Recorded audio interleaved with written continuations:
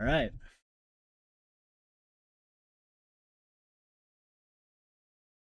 Hello, everybody. Welcome to the Red Devil Experience. How is everybody doing? I hope everybody is doing well. I see a lot of people in the chat. Very, very excited for today's show. A lot of likes already, so thank you guys for that. I appreciate that greatly, very much. I hope everybody's doing good. So we got a lot of updates on the manager today. So we're going to get straight into that. Hopefully we're going to get a decision. I think it has to be this week. Surely it cannot continue past this week.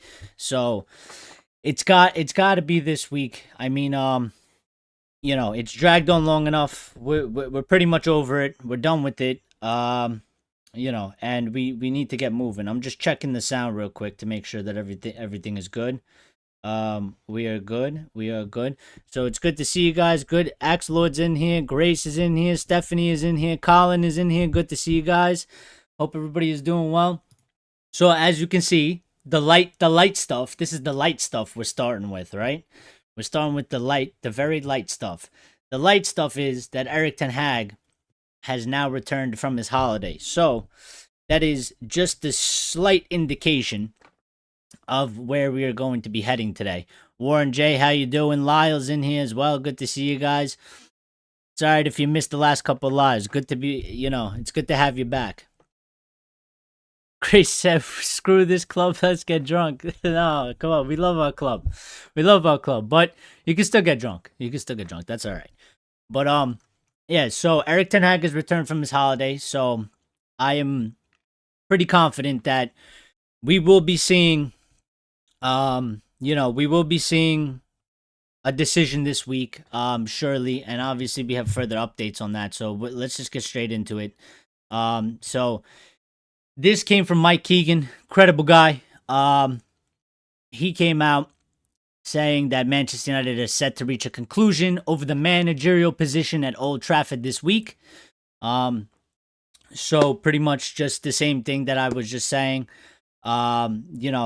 It has to be this week. It can't drag on past this week. And based on the news that we got today, Tuchel updates, Pochettino updates, a slight De Zerbi update, and a couple of the player transfer rumors and updates that we're gonna get into. But Richard's here, everybody's here. Wow, fantastic. So this is the light stuff. We got a big thing on Tuchel. I set it up in a way that I'm sure many of you probably already are aware. But I set it up in a certain way because I just wanted to show how things go. As in the life of a football fan, I guess, or in a Manchester United fan, I guess you could say that. So Lawton Times, another guy that's credible. Just furthering that sentiment, saying that there is an expectation at Old Trafford that all matters will be resolved at some point this week on whether to make a change after ten Hag's 2-year reign.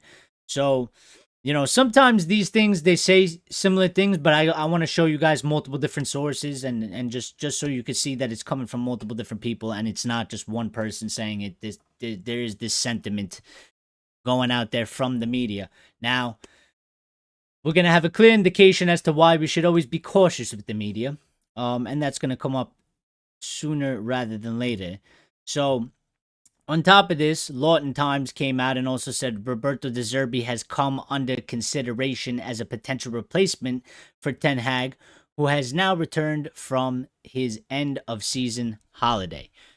So, this I need to give my 2 cents on this before we get into the other part, because the other parts are much larger and much more detailed. The Roberto De Zerbi thing is actually the one that concerns me the most out of all the other managers, in terms of if we want Erik ten Hag to stay and not get replaced by one of these candidates. And solely because this guy is still available. It was reported that somebody paid Brighton $5 million. Now, I don't know if that was ever disproved, but as far as I ever saw, it was not disproved. It came out.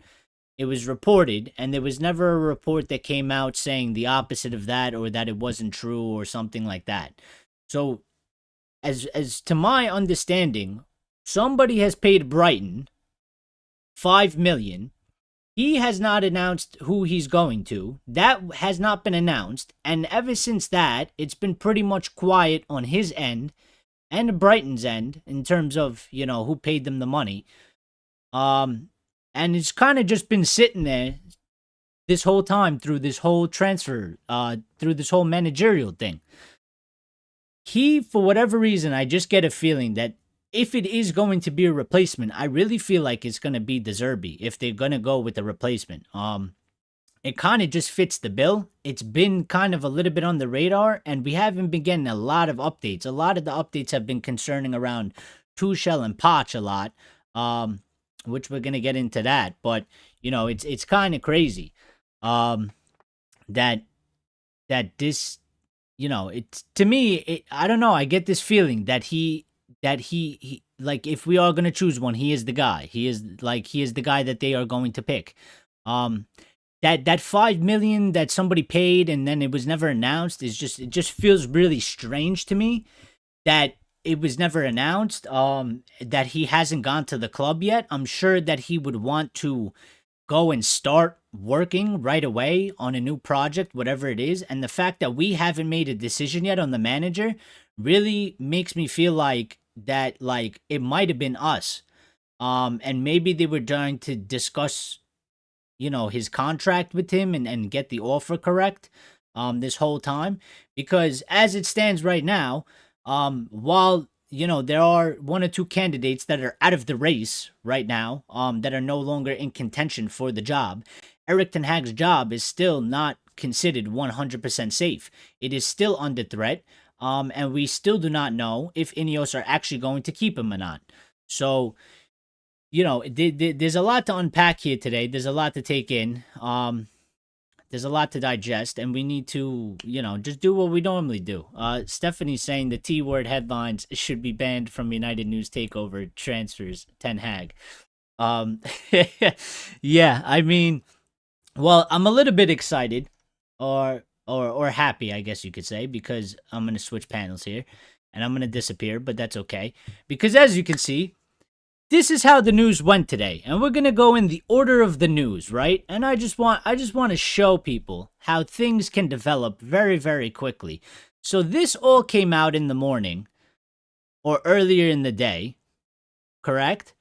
And this is how it pretty much unfolded. This was the news. CF Bayern, their good German source, they got all the German news.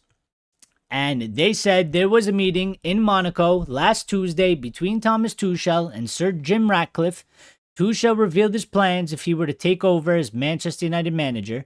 Tuchel explained to Ratcliffe how he could get United's sporting problems like Jadon Sancho and Mason Mount back on track. Tuchel mentioned Antonio Rudiger as an example that he has already succeeded in the past at getting players with great potential back to top performance. Well, a thing with this is I don't understand how Mason Mount is a problem. Because Mason Mount was injured for most of the season. There hasn't really been an issue with Mason Mount's performance, directly to his performance or attitude, because he's been injured. His problem has been injuries. So unless Tuchel is a magician or some shit, right?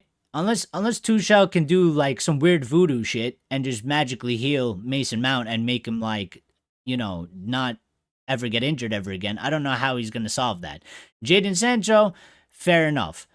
All right. But, the fans are pretty much done with Jadon Sancho. I don't want him back. I don't know what you guys think, but you can let me know in the comments if you're done with Sancho or not. I'm done with Sancho. I think we should move on from him and sell him, and he should go, What are you guys saying in here? Lyle was talking about De Zerbi. He said, not sure De Zerbi would be a good fit. Good manager, to be fair, but I'm with him. We start basically from scratch. Yes, if we do change the manager, we are basically gonna start from scratch. And I did make the point that, De Zerbi, while he does play good football, and Tuchel is pretty much not in the equation anymore. You're looking at Erik ten Hag, who's won 2 trophies in 2 seasons. Yes, one good season, and the other season's been bad, and there's circumstances, and there's things that he is at fault for. But 2 trophies in 2 seasons. And De Zerbi has 0 trophies. Poch has 0 trophies. And whoever else is there isn't it. Who? Thomas Frank and Gareth Southgate? They don't got trophies either. I mean, Southgate could barely win a match, so it is what it is. Rajat's in here. Rajat, good to see you. How you doing? I hope everything is good. Colin's saying Sancho out. Lyle's saying smash the like button, folks. This channel is growing nicely. Yes, it is. We are growing, and it is turning into a beautiful community like I thought and hoped it would. So, yeah. Rajat saying Jaden, explicitive guy, get him out. And asking about fan, will we know about Ten Hag probably next week? Yes, we are expecting. It is expected that this is the end, that this will be the final week. I swear, I hope that it is the final week because, it just can't go on any longer. It's gone on long enough. We could probably argue that, you know what I mean? And I'm pretty sure every United fan basically is pretty much saying the same thing. And, it just has to come to an end. And the fact that Erik ten Hag is now back from his vacation, which I will put back up on the screen so we could see that. He's back from his holiday, right? I think that just steps up things. He's back from his holiday. I think he's returning to work, so he'll be in and around, the training ground or Old Trafford or whatever, the training center. So he'll be in the building where they are, and I'm sure that they're gonna sit down and have a discussion now, and it's gonna be, just hashed out, and whatever comes from it, we will be there to cover it. Everything Carpi is saying. Reports are Bayern said De Ligt and Kimmich are available for practically nothing to sell as well. Coleman and a few others. Yes, I did see those reports a couple days ago about De Ligt and Kimmich specifically. De Ligt must be a target again. De Ligt could possibly be a target. We have a lot of center-back targets, which is, it's good. It's good because that means that we have a lot of options, and we have a lot of flexibility that we can, take. We won't necessarily get, I guess, held to ransom like we have in the past, where we kind of put all our eggs in one basket and we go after one player. And the club that, has that player knows that we're basically only in for them. And they hold us to ransom because we know we're desperate to get a signing because, the fan base is going crazy and they're putting pressure on the club to get a signing, and we end up paying over the odds. We have been linked with like 10 center backs or something like that, So the more the merrier for me, at least, because I think the more options you have, the better it is for just the club in general. And hopefully you end up getting a good player for a good price. Most of them, if not all of them, are all good quality too. So it's not like you're really losing much. Maybe some are a little bit better than others. But it is what it is. Axe Lord was asking when Ten Hag is supposed to come back. He is back. He came back today. So, Grace is saying, breaking, it's 2030 and INEOS are still twiddling their thumbs. I mean, yeah, hopefully not. Hopefully we figure it out. Hopefully they start, hopefully this is the only delay. I would rather, have this delay right now in the beginning, even though, the transfer window isn't officially open. It's supposed to open soon though, right? And hopefully they make this decision. Maybe they took the time up until the window actually opens. And then hopefully they get the ball rolling because I do, whether INEOS in or INEOS out, at the end of the day, the situation we find ourselves in is that INEOS are in charge, and the best thing for Manchester United would be for INEOS to do a good job, which means that we would be in a good position. So I'm hoping that they do a good job. I'm not convinced, especially by the way they're going about things, but we will see, what else? It is July 15th. It's David Brailsford's getting his hair cut. You guys are hilarious. Donnie going to leave. Well, Donnie suffered an injury. And I don't know if he's going to be fit for the start of the next season, so that might not happen.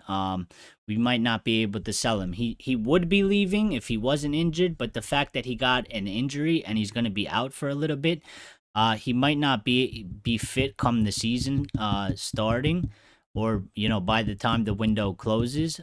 So he might end up just staying at the club, which would kind of be a shame for him and us, because we could use whatever fee we could get from him. And also, I feel bad for the guy. He's had a horrid time at United. It hasn't gone well for him at all, and I just want to see the guy go to another club and play some football and continue his career, because he's lost basically a few years out of his career already, and you don't get those back. And football is a short-lived career, and it goes by fast. Noah Theodros, if I pronounced that correctly, is asking, if Ten Hag gets sacked, who do you want your new Man United manager? It's a tough decision for me, because I want Eric Ten Hag to stay. I am not convinced by any of the managers that have been sounded out or reported on. I don't see much of an improvement by any of them. And I still think that Eric Ten Hag deserves another season, solely just based on the fact that he did good one season. The second season was bad. I'm tired of managers only getting 2.5 seasons and ripping up the project that we were supposed to be building. I want to see a little bit more consistency. I guess if I really had to pick one at this moment in time, based on what we got going on here, I would probably go for De Zerbi. Just solely based on his style of football. I don't know if that would yield any results. I don't know if it would be good.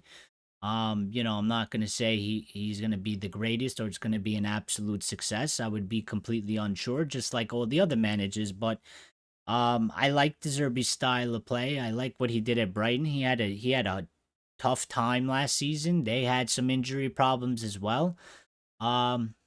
But if I had to choose, probably him. But I want Eric Ten Hag to stay. So, I wonder if Malacia is going to be back. Malacia should be back.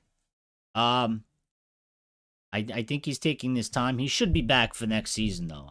As long as he doesn't have any setbacks or had any setbacks that we are unaware of. But he had the surgery correctly, and has been recovering, and hopefully he stays good. So we're expecting him to be back.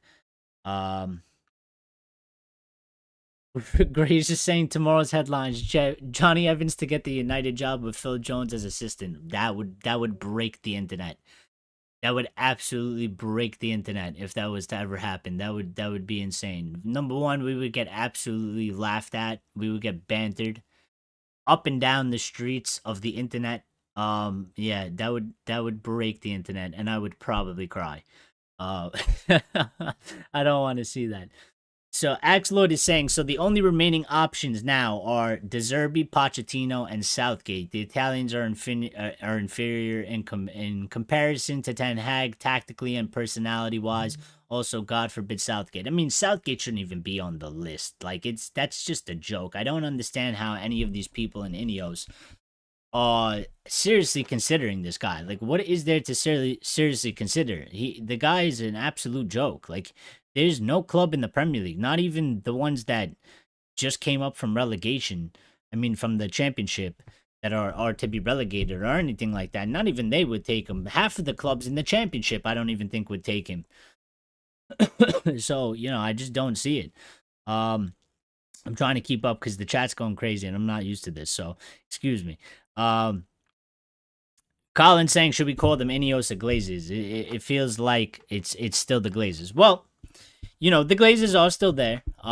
We don't know 100% the exact deal that they made, right? We only go off of based of what we're told. And I'm sure that they don't know 100% either. They probably just got little tidbits. And it's obviously what's written in probably that 10,000 page contract or whatever it was. You know what I mean? There's probably some crazy details in there. There's probably some weird stuff in there that we are not privy to. So you know, we need to figure out. You know, we got to see. We got to give them time. I understand people's frustrations, and that's okay. You can voice your opinion and say whatever you want, right? But we got to give them time. Listen, Manchester United's been in a mess for a very long time. Post Sir Alex Ferguson, we've ripped up basically whatever Ferguson left us, ripped it up, started new, and then did that like another 3 or 4 times. And it's just led to complete disaster, instability. You know, we had no real sense of direction, so it's not an easy job. And we just got to see what happens, and we go and we give our opinions as we go along the way. Right now, INEOS are slacking, and rightfully so. People are getting agitated with them, and that's okay. But you know, they can turn these things around. They still have a chance. It's early days in their thing. You know, it's their first transfer window. They've been in for 6 months now or so. So we got to see. We got to see how it goes, you know. De Zerbi is everything Carby is saying. De Zerbi is stubborn. He doesn't change his style at all, even when it's tough and his interviews come across weird. Well, this is what I'm saying. Like, nobody's perfect, right? And this is what I'm saying. Like, there's no real candidate for me out there because there's only a couple, and I can't even tell you all of them off the top of my head. Like, the only one that I keep using as an example would be like a Carlo Ancelotti. Like, I would take Carlo Ancelotti, and you know, if they're gonna get Ancelotti for Ten Hag, I would take that because it's Carlo Ancelotti. But like, how many managers like that are out there? None, because Carlo Ancelotti is not even available. You know what I mean? So there's positives, there's negatives with all these replacements. But I want to get back to what we were talking about because I'm getting a little carried away. So you guys keep chatting away, and I'll jump back in. So we had this update, right? CFC Bayern. This was early in the day. Looks like, you know, the Tuchel thing was heating up. It was getting serious. Mike Keegan, another very credible guy, coming out saying Thomas Tuchel met with Sir Jim Ratcliffe in Monaco last Tuesday. At the meeting, he outlined his plans should he be asked, with replacing Ten Hag, who is still to hear his fate. So also very interesting that, you know, this happened last Tuesday and we didn't get this information till today. And that's probably because of the following news that ended up coming out. So let's go through this. So Lawton Times, another credible guy, just so we could see how all these people came out and put out this news, right? Sir Jim Ratcliffe, again, held face-to-face talks with Tuchel. United hoping to clarify the position on the manager by the end of the week. Ratcliffe met Tuchel for talks in Monaco last Tuesday as he plots a way forward for the club. Looking real sassy there, Sir Jim. Hands on hips.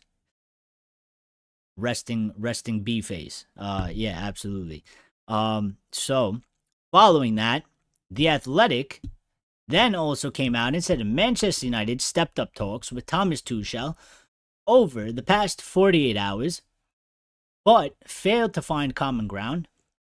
The parties were in deep negotiations. And that is because, I probably overstepped here, but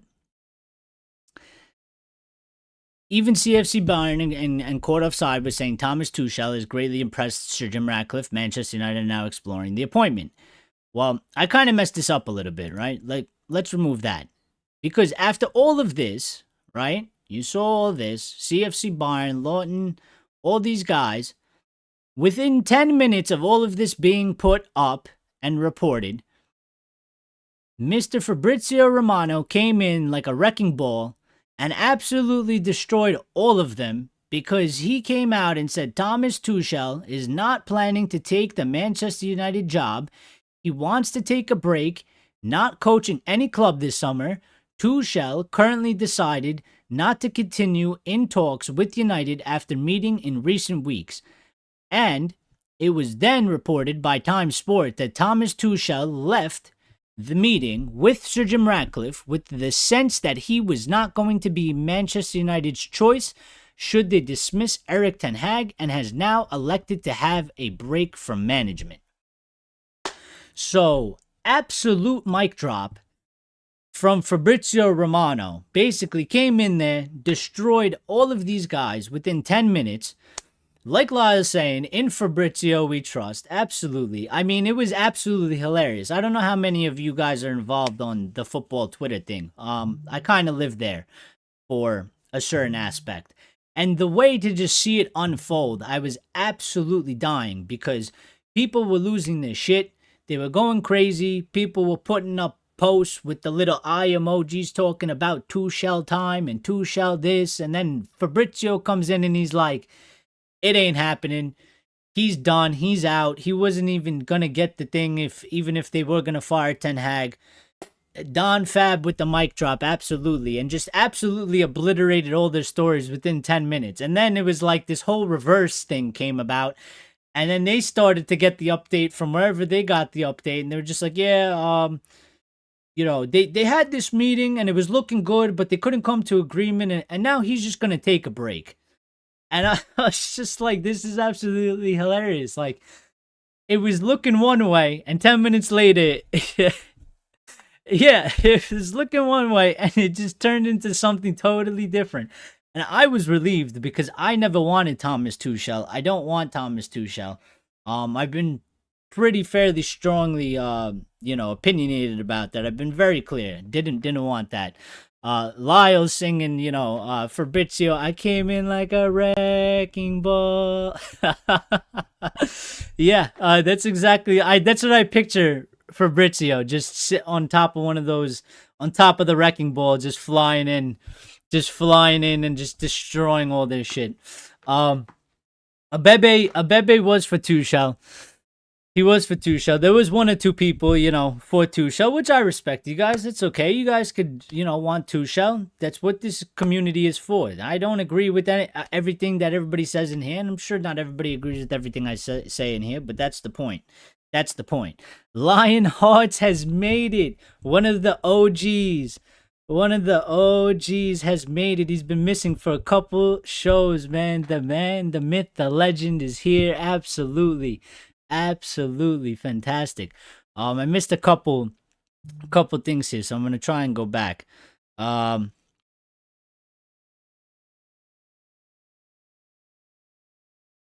I mean, Stephanie, puts out a good point. Stephanie's saying managerial options are poor. Look at Bayern replace Tuchel with company. Yeah, and it's also this thing that they seem like they want. They wanted a manager that isn't really a manager. He's more of just like a coach. Because I can't imagine Vincent Kompany walking into like the board of Bayern Munich after just being relegated with Burnley and basically having like no other real experience at the top level, and basically telling the board or whoever runs Bayern what players to sign and what to do and whatnot.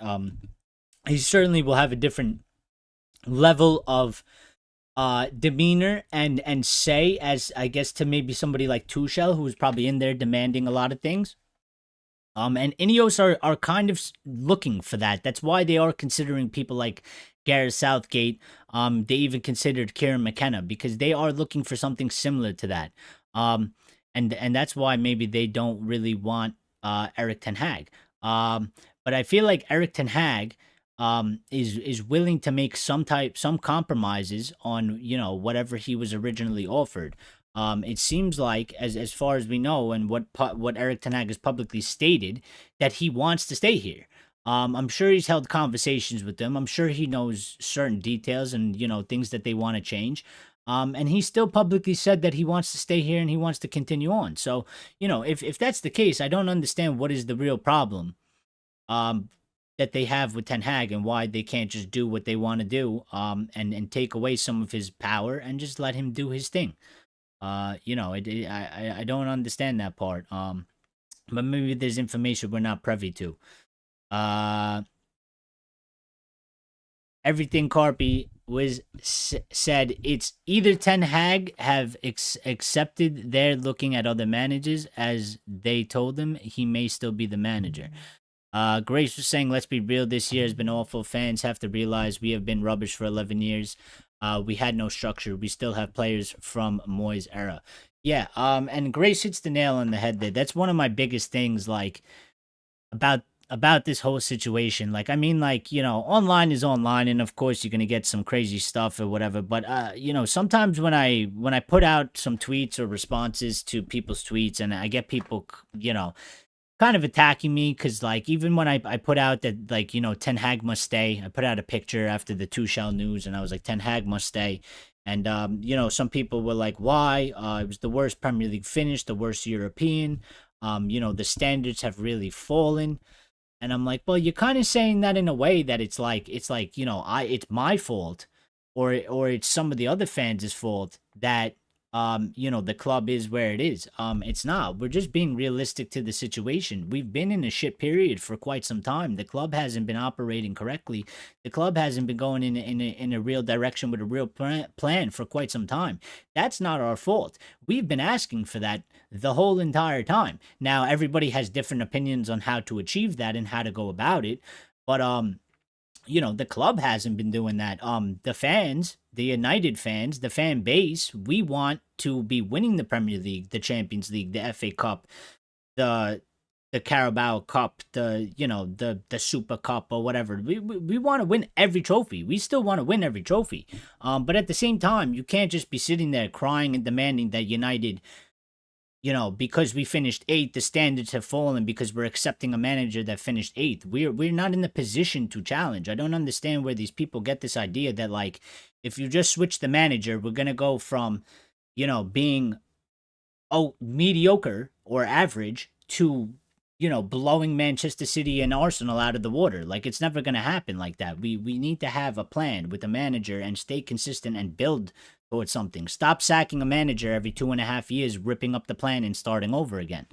And that's where I feel like a lot of our fans are, because we're just tired of the this is a rebuild, and 2 years in and we ripped the rebuild up, and we kind of feel like, we still have something there. I think a lot of people are still fairly confident that, yes, this season was awful, it was bad, it was hard to watch at times, but again, if we didn't have this mess that is with the medical department and all these injuries, I'm so positive that we would have never finished where we finished in the league. It would have been a way better season, and even the Champions League performance could have been better as well. But definitely the league position. I mean, if I'm not mistaken, did we finish? How far off were we from fourth? Because I can't remember, but it was something about like 8 points or so, or something like that, right? I can't remember exactly how much it was, but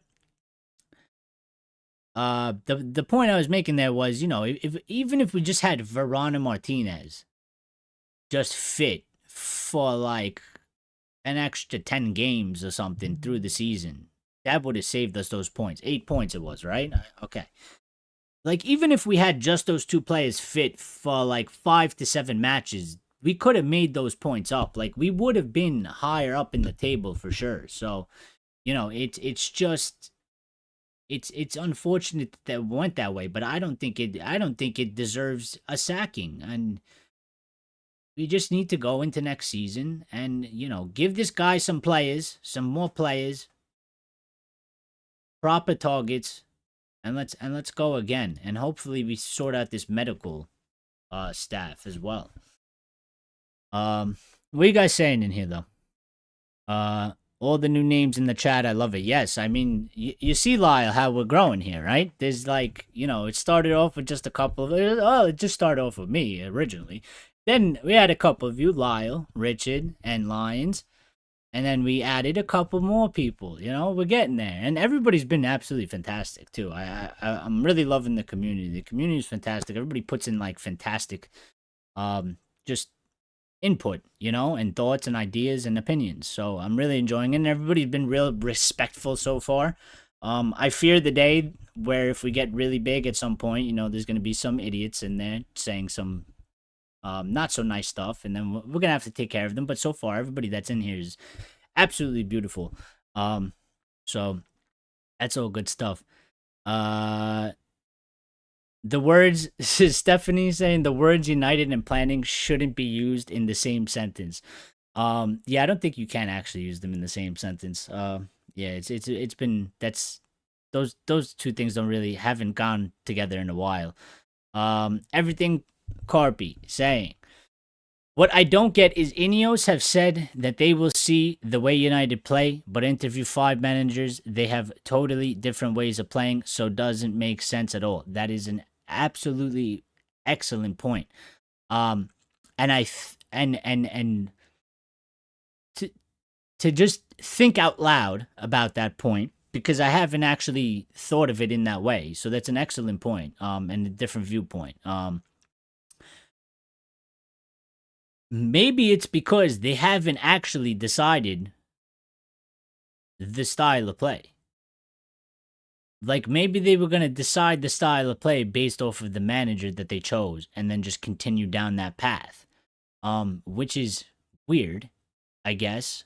Because isn't that what's, Jason Wilcox and Barada and Dan Ashworth are supposed to be doing? Isn't that their actual job? Isn't it supposed to be like their idea and then you hire the manager based off of that idea and philosophy and kind of not the other way around?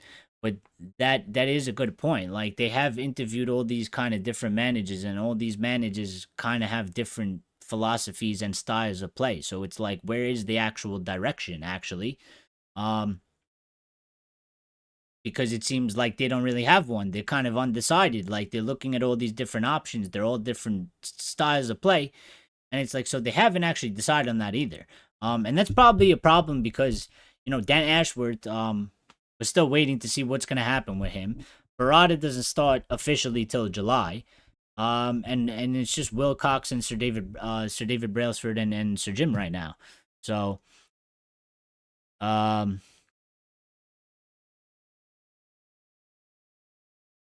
Axelord saying Ten Hag has proven himself in British knockout football and is decent in the in the championship. Why changing him? Also, don't forget that the manager has to grow too. Well, yeah, that's also another thing. Like he came from the Dutch league. Coming to the Premier League, it's a totally different league. It's a way bigger league. And nobody has actually done. I mean, Pep's whole thing was kind of sped up with the money that City have and stuff. It even took Klopp some time. It took Arteta some time to get Arsenal, to where they are now. Sometimes people come in and they do much better right away. But a couple of the guys like Ange Postecoglou, like he's only had one season. We're gonna see what he's really about next season because the first season always seems to be pretty good. It's the second season where you get to really judge and see what happens. And then the third season is like the final verdict. So yeah, 115. We should double those. We should double those for what they're doing to the Premier League. Should be 230 charges. Stephanie saying cup trophies are the catalyst for bigger trophies, Premier League and UCL, hopefully for most clubs. Well, I mean, yes, I've always thought of it like that, and even if you look at it like, okay, remove the season, like the league performance, right? He started his first year, and he won the Carabao and got to the final of the FA Cup, and we lost it, right? And then the second season, while it was a disaster, he still managed to get us to win the FA Cup. So it was like he started with the smallest trophy possible in England, and then second season went to the second biggest trophy in England. So it's like kind of slight improvement in terms of silverware, right? So it's not. I'm not saying it's like a monumental achievement, but I'm saying like there is even there he has proven like he can go through cup stages and do good and win us cups. And we did perform well the first season and finished third. And obviously I think we would have been in and around there. Like if we didn't, maybe not third, but I feel like we definitely could have got fourth if we didn't have all these injuries and it was unfortunate, Newcastle 7, Chelsea 6, Spurs 5th, Villa 4th, conceding more goals than us, but scored a lot more than us. Our trouble has always been scoring. Yes, that has been something. And we've struggled in terms of the forward position, and it's not just under Ten Hag. A lot of the strikers that we had over the years, they struggled to get service, which obviously led them to struggling to get goals. They should have been scoring more goals, in my opinion. All the types of players we had, from Cavani to just pretty much anybody that played there. It's been a real issue, and I always go back to that fact of that. I think it's because we don't have like creative wingers. We just don't. In terms of creative, like creating plays. A lot of our wingers, I always say, they're inside forwards. They cut inside. They like to have a shot. And then they're not the most creative in terms of crosses, passes, and all that good stuff. So, I think that's part of the problem too. Like, we just don't have that ability or that mentality. And Richard was saying, yeah, Pep came in with the structure in place. Well, yeah, that's what I was saying. Like, it was kind of just set up for him to pretty much take it. But even the first season, didn't go like as good as they were trying to make it seem like. So, even he came into that structured place, and the first season he didn't win the things he wanted. Um, Everything Carpy was saying, I think the style of play thing is a ploy. It's based more on financial reasons. Seeing a few players, Rashford, etc., don't get on with Ten Hag, and asking others, can they work with them players? Well, um, you know, I would be surprised if Marcus Rashford doesn't get on with Eric Ten Hag. Oh, we got a new subscriber. Thank you for subscribing. I missed your name. um, I don't know if that sound played. There was supposed to be a sound and everything. Anyway, yeah, I would be surprised because Rashford did so well in Eric Ten Hag's first season, and then Eric Ten Hag showed a lot of loyalty to Marcus Rashford through this season, while Marcus Rashford continued to struggle, and we argued that he should be ripped out of the starting lineup and put on the bench, and he continued to play him out of probably stubbornness, and also probably just hoping that maybe this guy finds some type of form and some type of rhythm, right? But he stuck by him. And in my book, that's foolishly or not, he showed loyalty to Marcus Rashford. So he even protected him on the Belfast incident, right? So like, I would be very surprised if Marcus Rashford was not like doesn't want Ten Hag to stay. I would be very, very surprised. I think he does. I think there's a couple players in there. I think Bruno Fernandes is definitely one of them. I think Garnacho and Mano definitely are, because they just came in. He's put them through.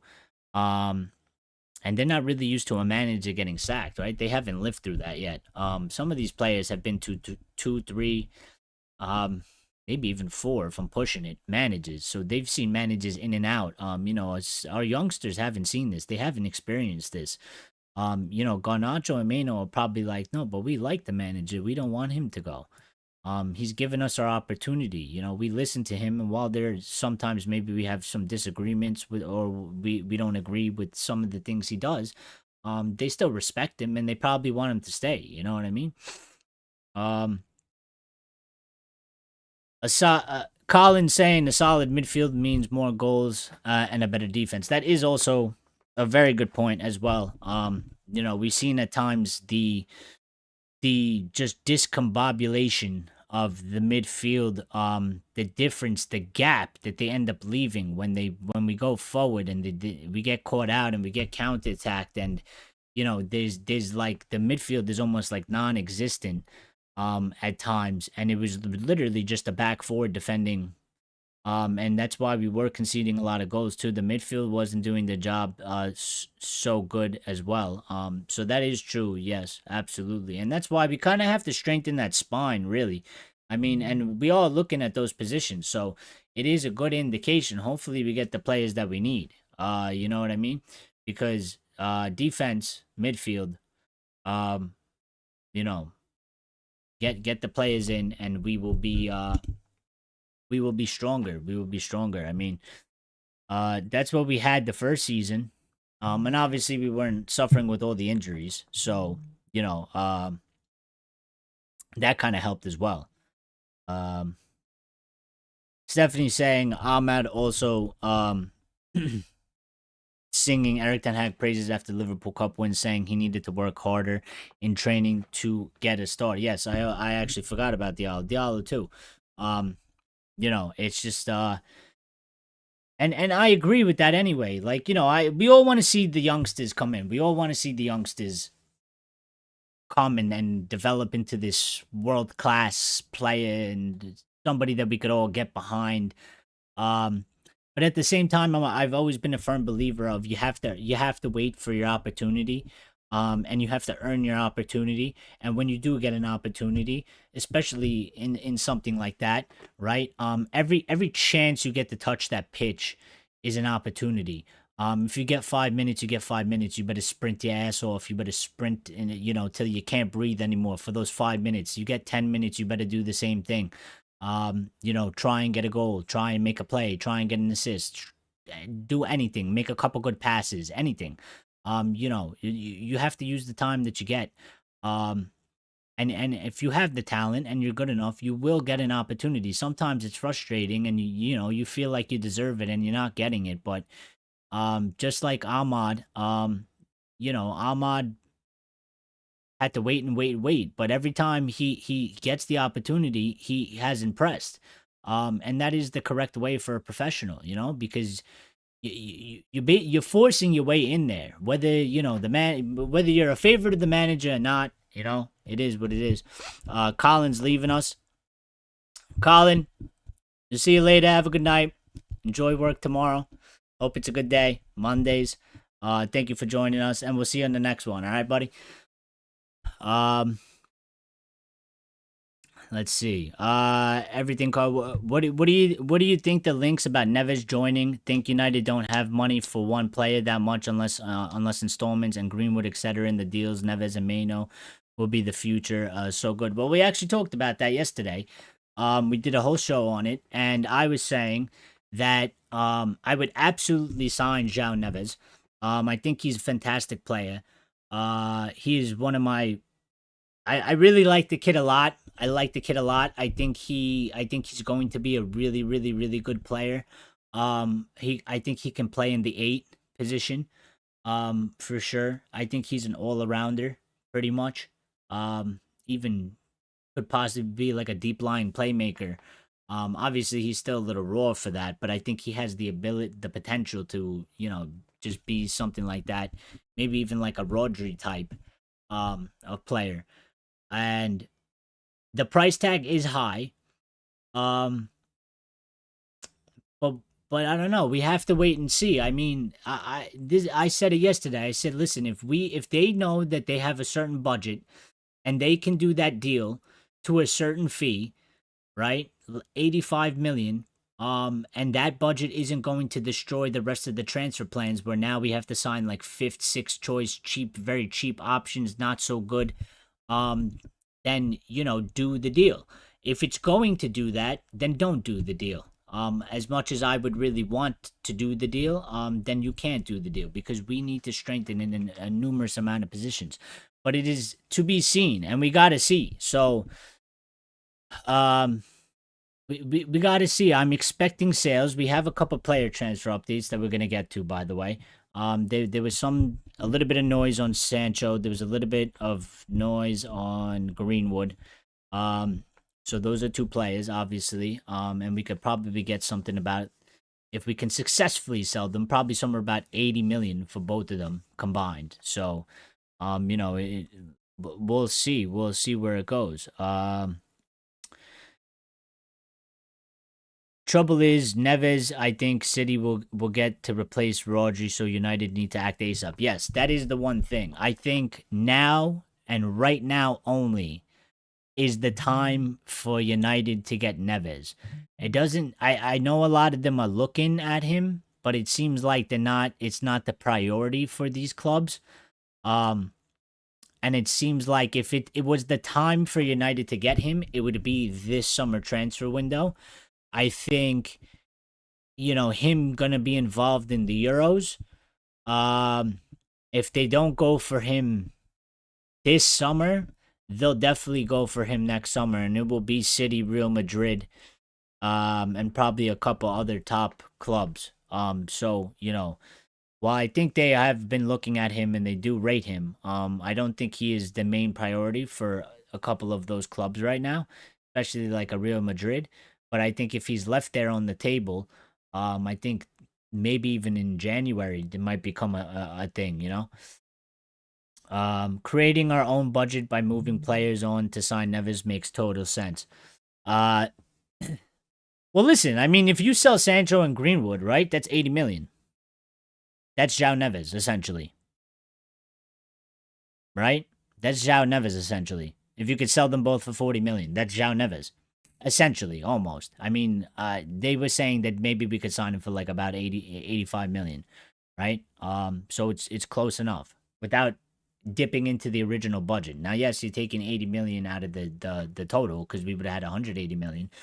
But there's still more players than just those two players that we could sell and move on. So, I think it is possible if we could do it, but we are betting on this sales of other players to be able to pretty much do that deal and then not screw up the rest of our transfer window. Line saying so he'll come to United till he's 25 and then bugger off to Madrid. Listen, maybe. It depends. It depends. You could say the same thing for Garnacho. Everybody knows Garnacho is a Real Madrid supporter. It's probably his lifelong dream to play for Real Madrid. Garnacho may leave us one day. Garnacho might, if he becomes that world class, Garnacho might end up going to Real Madrid. And it is what it is. But we don't actually know that about João Neves. Maybe his dream is like Bruno's, and it's to play for Manchester United. I'm not familiar with that, but sometimes you do get lucky enough that there is a world-class player or a player that has the potential to be world-class, and his dream is not to play at Real Madrid or Barcelona, as big as they are, or, fantastic clubs with history and all that.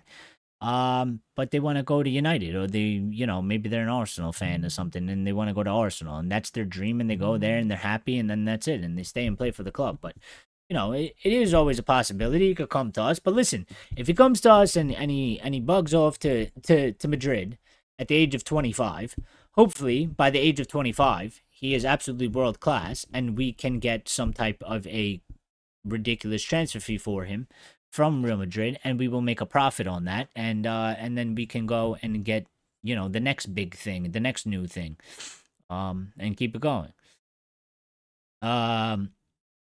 Everything Carpy's saying, I want Elise to join, but look like he's going to Chelsea, so United are missing out on Elise.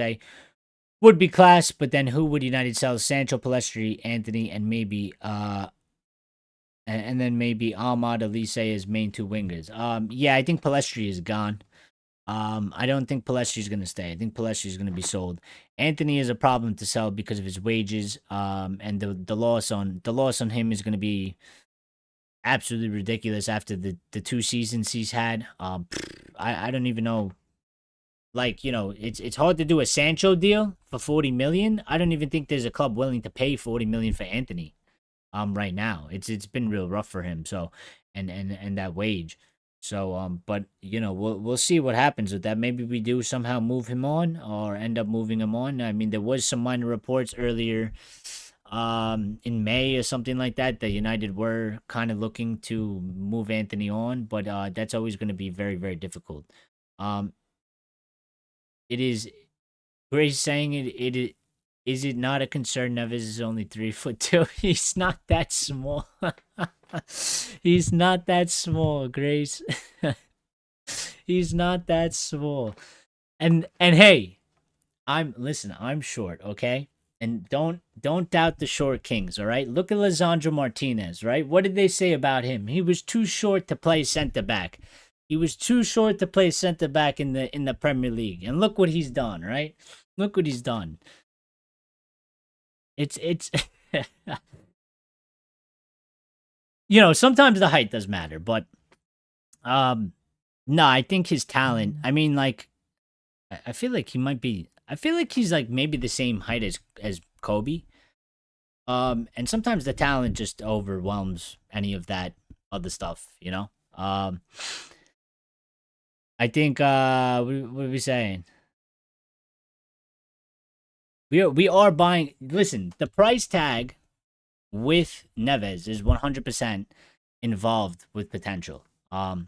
He does not, in terms of ability, in terms of current ability, right? Because you got to compare him to maybe like Jude Bellingham, who went for like some big ass price, right? Jude Bellingham is above João Neves in terms of ability, right? Jude Bellingham right now, in actual ability, is probably worth 100 million or more, right? João Neves is not worth 100 million based on ability right now, but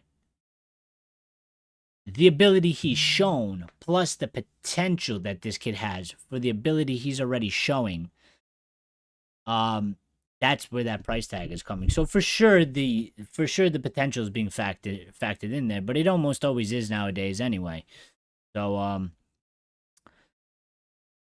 what striker do you think United will get? I would seriously love Tony or Sesko. I don't know, to be honest. I'm kind of still waiting for the updates. There's been kind of minor things about the striker situation. We actually have one out the blue.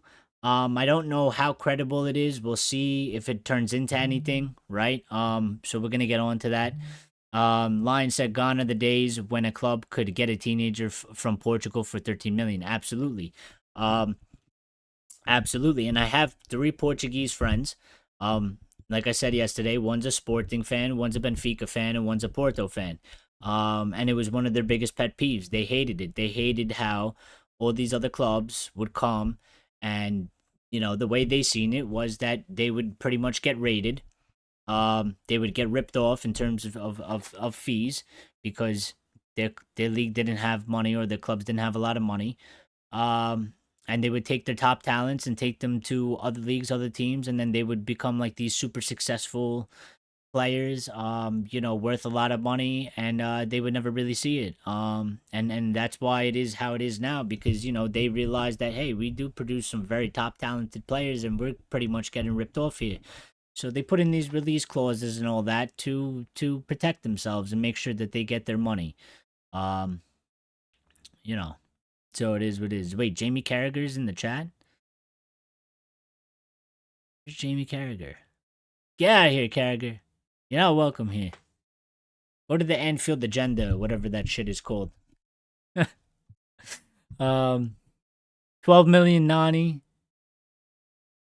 No, Ronaldo was 12 million and Nani was 6 million. That is madness when you put it into perspective, actually. But also, maybe, yeah, even if you account for inflation, it's still not going to hit the numbers that it is now, and that just shows you where things are going, right? It's mad. It's mad. It's mad. Tony is a backup to Hoyland. I doubt he would want that. Well, we have to see what they want to actually do, because it was always said that we want the experienced striker, somebody that Rasmus can learn off of, right?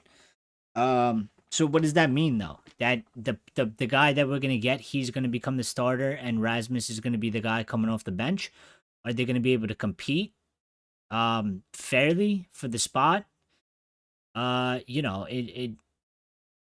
We need, right now, the focus really seems to be on the center back and even the midfield position, kind of more. And I guess we just kind of gotta wait until it really heats up for the striker, which it probably will once we get in one of the center backs or midfielders, or maybe both or something like that, and then attention will really shift towards the striker. It seems like. Since our wingers are more forwards than wingers, why not a 2 striker system next season? I mean, it's not a bad not a bad shout, Grace. Not a bad shout, and it would make a lot of sense. But I don't know. You would have to ask Eric Ten Hag, and he's pretty stubborn, as we've seen. So he wants to play the way he wants to play. Stephanie pointing out we have 20 likes on the channel. That's fantastic. Absolutely fantastic. Thank you to everybody that's liked, and thank you to everybody that's subscribed. So, hold on. Let's go back into a couple of these updates. So, here we go. back into the manager thing because we didn't finish yet, right? We got carried away, but we're gonna jump back in it. Mauricio Pochettino is unlikely to be United's next manager. This is by J. Burt Telegraph. On the Telegraph, credible as we've seen up to a certain point, right? But for the most part, we have to, we got to take what we can and trust what we can as far as we can. So Pochettino unlikely to be the manager. So Pochettino's out, Tuchel's out as of today. So that really just leaves Roberto De Zerbi. And I don't even think Gareth Southgate is a real consideration. I don't think he is. They might want him, but I don't think he wants to talk to him. I don't think he wants to have these discussions. I don't think he's willing to do it. And INEOS can't afford to just sit around and wait for Gareth Southgate. So I really don't think I really don't think Gareth Southgate is in consideration. So this really just leaves, in my opinion, the Pochettino thing, which I know I put this in here twice, but we could just do it again. This and this is perfect because we're going to circle back to this. Is that Roberto De Zerbi has come under the consideration as a potential replacement for Ten Hag, who has now returned from his end of season holiday, which to me, at this moment in time, he is the only pretty much candidate left standing. He is the only one left. There's nobody left. Like, if Pochettino is basically unlikely, and Tuchel is out, and Thomas Frank ain't serious, McKenna's staying where he is, and Southgate is just a joke, and it's just not lined up to happen, right? This is the only threat left to Eric Ten Hag's job is Roberto De Zerbi, who is apparently, according to Lawton Times from Times Sport, is under consideration as a potential replacement. So I don't know. We got to see where that goes. Lyle is saying, I hate this manager thing while we have a manager in the role already. Would have preferred this talk if Eric Ten Hag wasn't there. I mean, yeah, it kind of sucks. But again, I said, I don't like how it's played out necessarily. I feel like they could have done a better job communicating on what the hell was going on or the process that they were actually going to take. But again, I do always understand that in certain things that they did say they were going to do a review, and it seems like they have been doing an actual review, which is why they've been taking so long. And I guess part of the review is to sound out other potential replacements and candidates. And I'm fairly familiar with the way this operates because in high-end business and people that work for companies that are involved in Wall Street and all these high financial sectors, sales and all that stuff, this is pretty standard thing. You are an employee, you have a review at the end of the year of your job, and while your job is being reviewed, the company is literally interviewing people as replacements for the people that fail the review and get fired. So you go into work every single day knowing that they are potentially talking to somebody that potentially may take your job, potentially, if they fire you, because you never know if you're actually going to get fired or not. Sometimes people think that they are safe and they did a good job and they get let go anyway. There's many different factors that come into that. I've seen it happen to some of my friends where they might have been top 2 in sales, but they were let go because of other reasons. So I understand kind of this process, but it has played out very shitty, and not the best. Stephanie's saying, imagine Southgate up against Pep in that cup final. Jesus, I don't want to do that. 1, it's gonna hurt my brain. 2, it's not gonna make me feel good, and 3, it just that just wants to make me cry. The thought of that, honestly, it just no, please never Southgate. I already said it. You know what? I said it on Twitter, and I'll say it here. So we have it on video, and it's firm fact here. If Gareth Southgate ever holds the managerial position ever at Manchester United and INEOS are the ones that appoint him, I will be INEOS out forever and ever and ever. And there will be no coming back from that. I'm just going to state that right now. Forever. They will be so cooked, in my opinion. There's no coming back from that.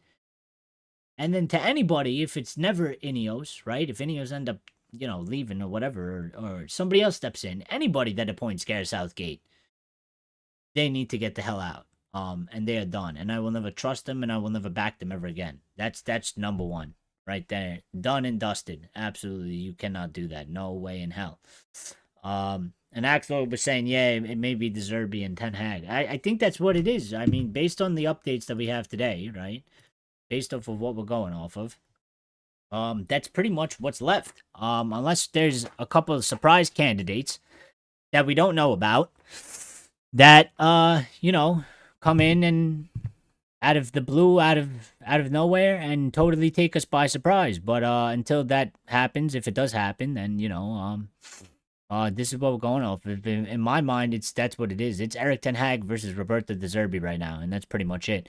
And if it comes out that De Zerbi is no longer considered a thing, then that means that pretty much Erik Ten Hag is staying, unless they want to, pull a quick left one on us. Stephanie saying United have morphed into Chelsea. I think Chelsea have morphed into us. I think Chelsea have morphed into us. They got this guy, comes in, spends all this money, absolute failure. And been pretty worse than us at some point as well. They've hired and sacked and hired managers more crazily than us. I think they morphed into us, really, into a worse version of us as well. They might have Glazers 3.0 over there. In a certain aspect.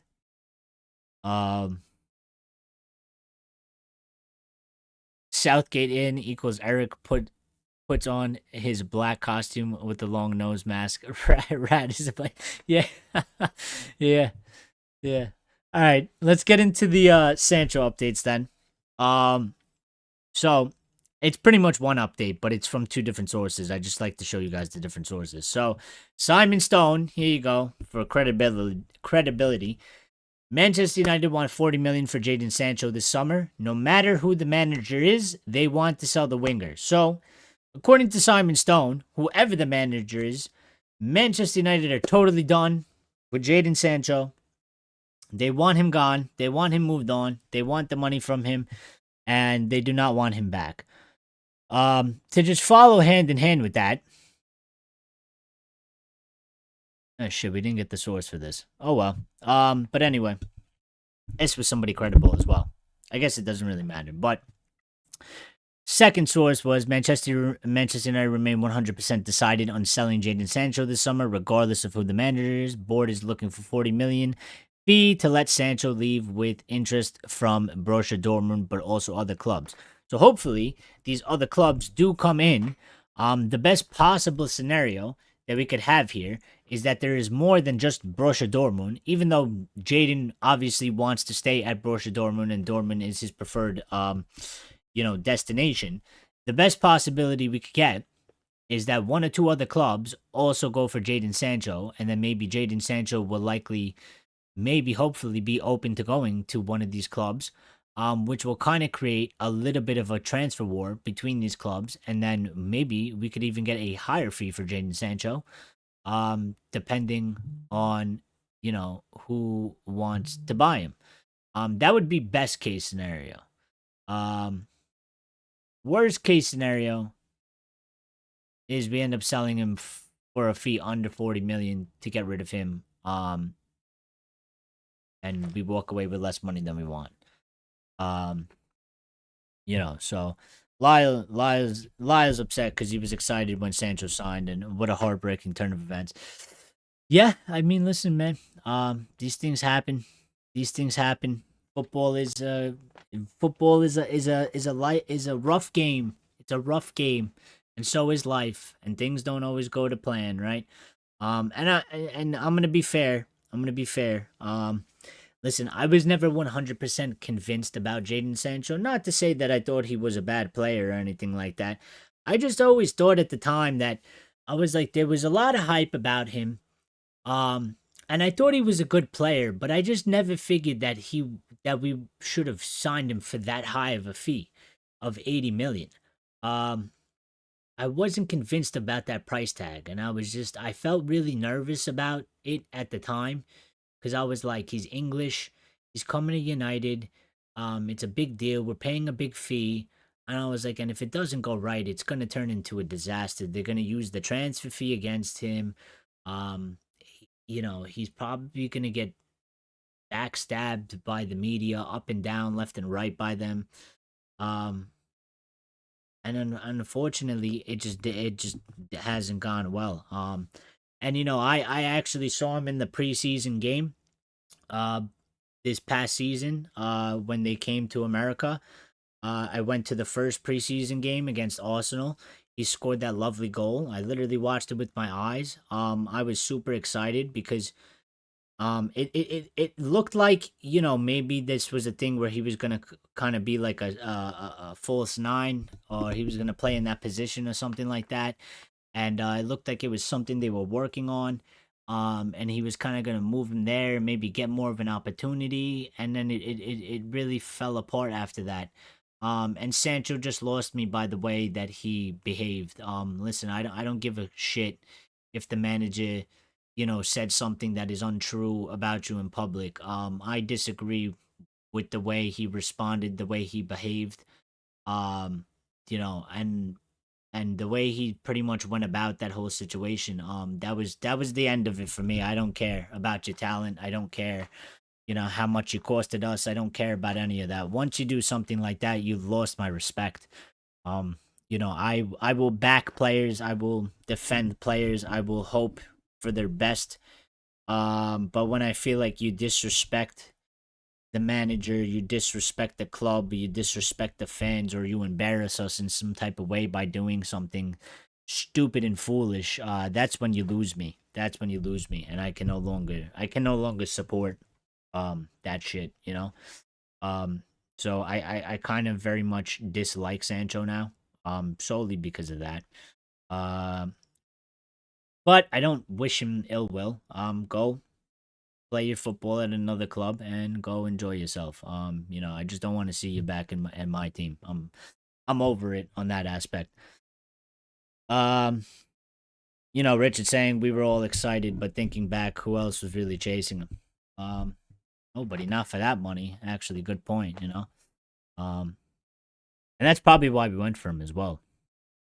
But again, that's one of the indications, Manchester United making commercial transfers, and not footballing transfers, right?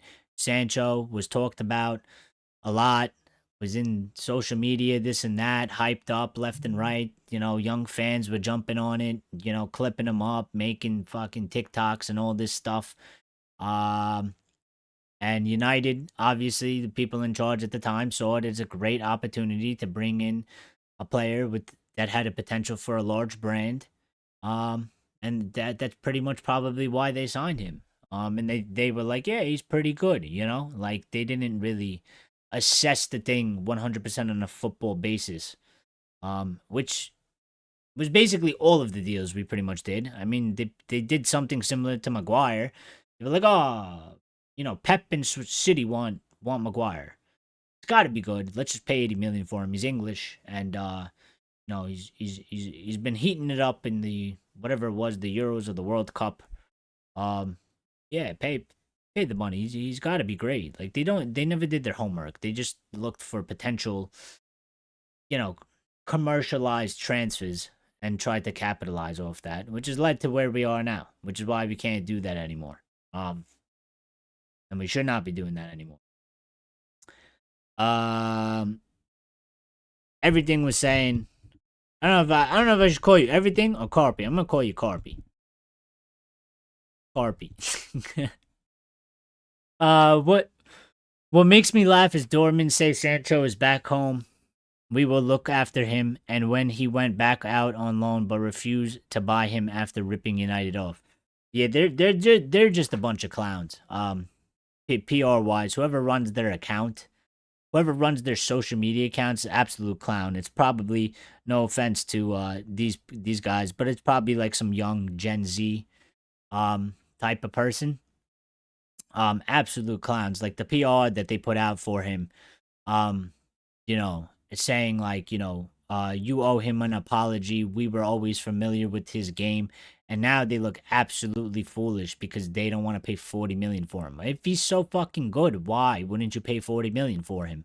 40 million in today's market is nothing. Is absolutely nothing. Um at the in the greater, broad scheme of things, 40 million is like a teardrop in the ocean in today's market. So, if he's such a great player, why won't you play for him? Because you were hyping and doing all this nonsense PR for social media, and now you look like absolute idiots. Um, you know, Lions saying he had the same with Di Maria. His goal against Leicester. Yeah. And unfortunately, Di Maria, for me, that motherfucker, snake, man. Him and Alexis Sanchez, just fucking unbelievable. Um,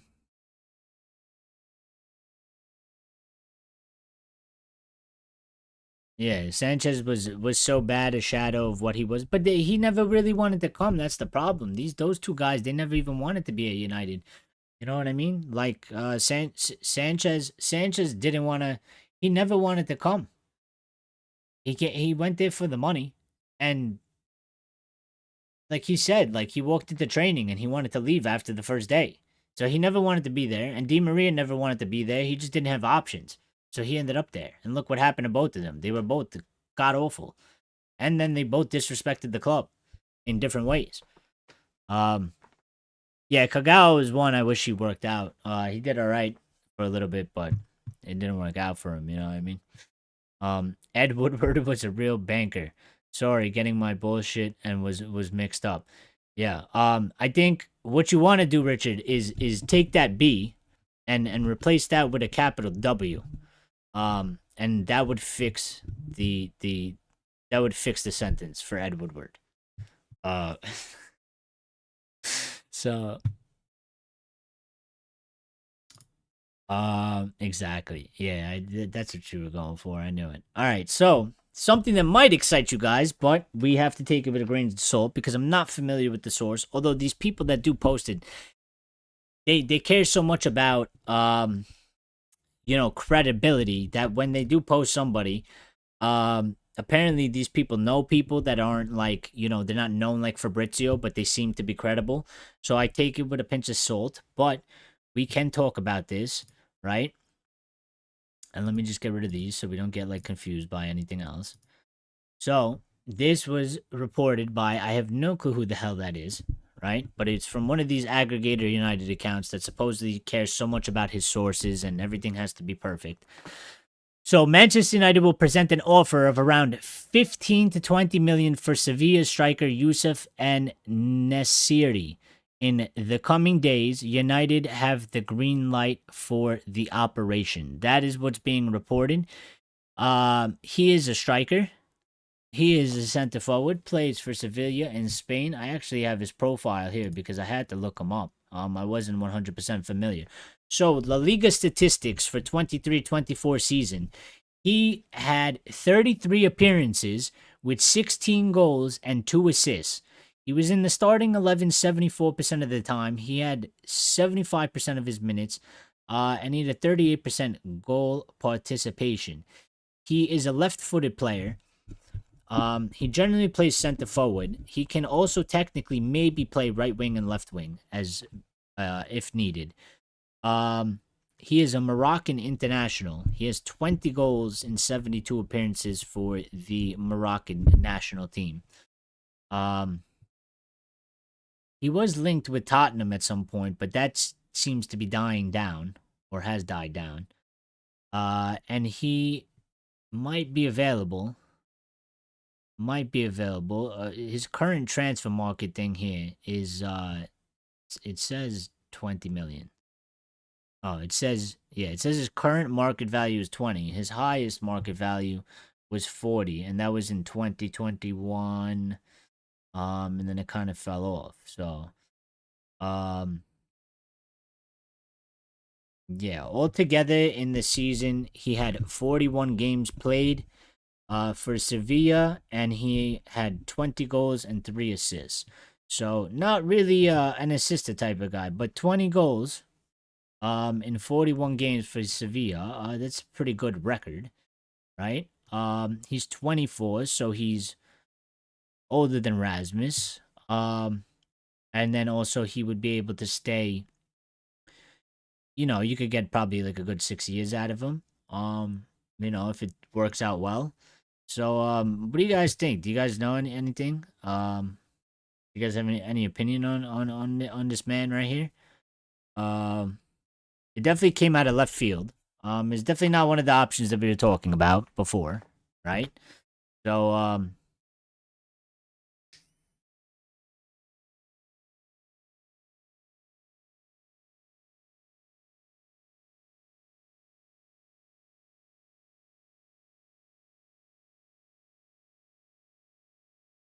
he's 27. Who's 27? Is he 27? It says 24 here.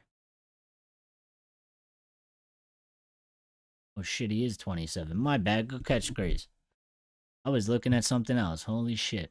All right. Yeah, he is 27. All right. So he's definitely more he's definitely more experienced. All right. My bad. I don't know where I seen 24. Where did I see 24? I was looking at something else. Maybe the date or something. I don't know why I said 24. Anyway, go catch Grace. Yes, he is 24. He is 27. Damn it, I did it again. Yeah, he is 27. So he is actually fairly more experienced. So that actually fits right into the bill then. Experienced striker, maybe probably would come in and be the starting striker, and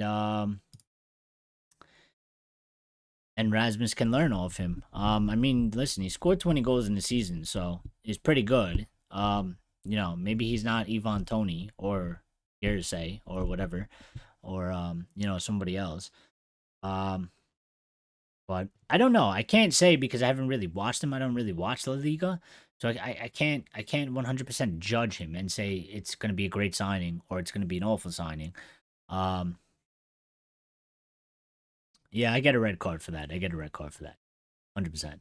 Um, yeah, but I haven't seen him, so I don't know. But we got to see how that develops and see if anything comes out of that because still I'm not familiar with that source. I haven't seen that source. I don't even know who the hell he is. And he was, I think, the only person that really put that out. So obviously we need like a David Ornstein or, the Lawton Times or somebody bigger and somebody a little bit more credible to back that up, and maybe we'll get that in the coming days. Um, and then we also had this update here on Xerxes, which I know some of you might be excited about because he is one of these younger talents that are, supposed to be up and coming and exciting, right? And it was a small thing, but it was from Sky Sports, um, saying that Manchester United and Arsenal remain interested in Bologna striker Joshua Xerxes amid strong interest from AC Milan. So we are again monitoring FC, right? We are interested FC.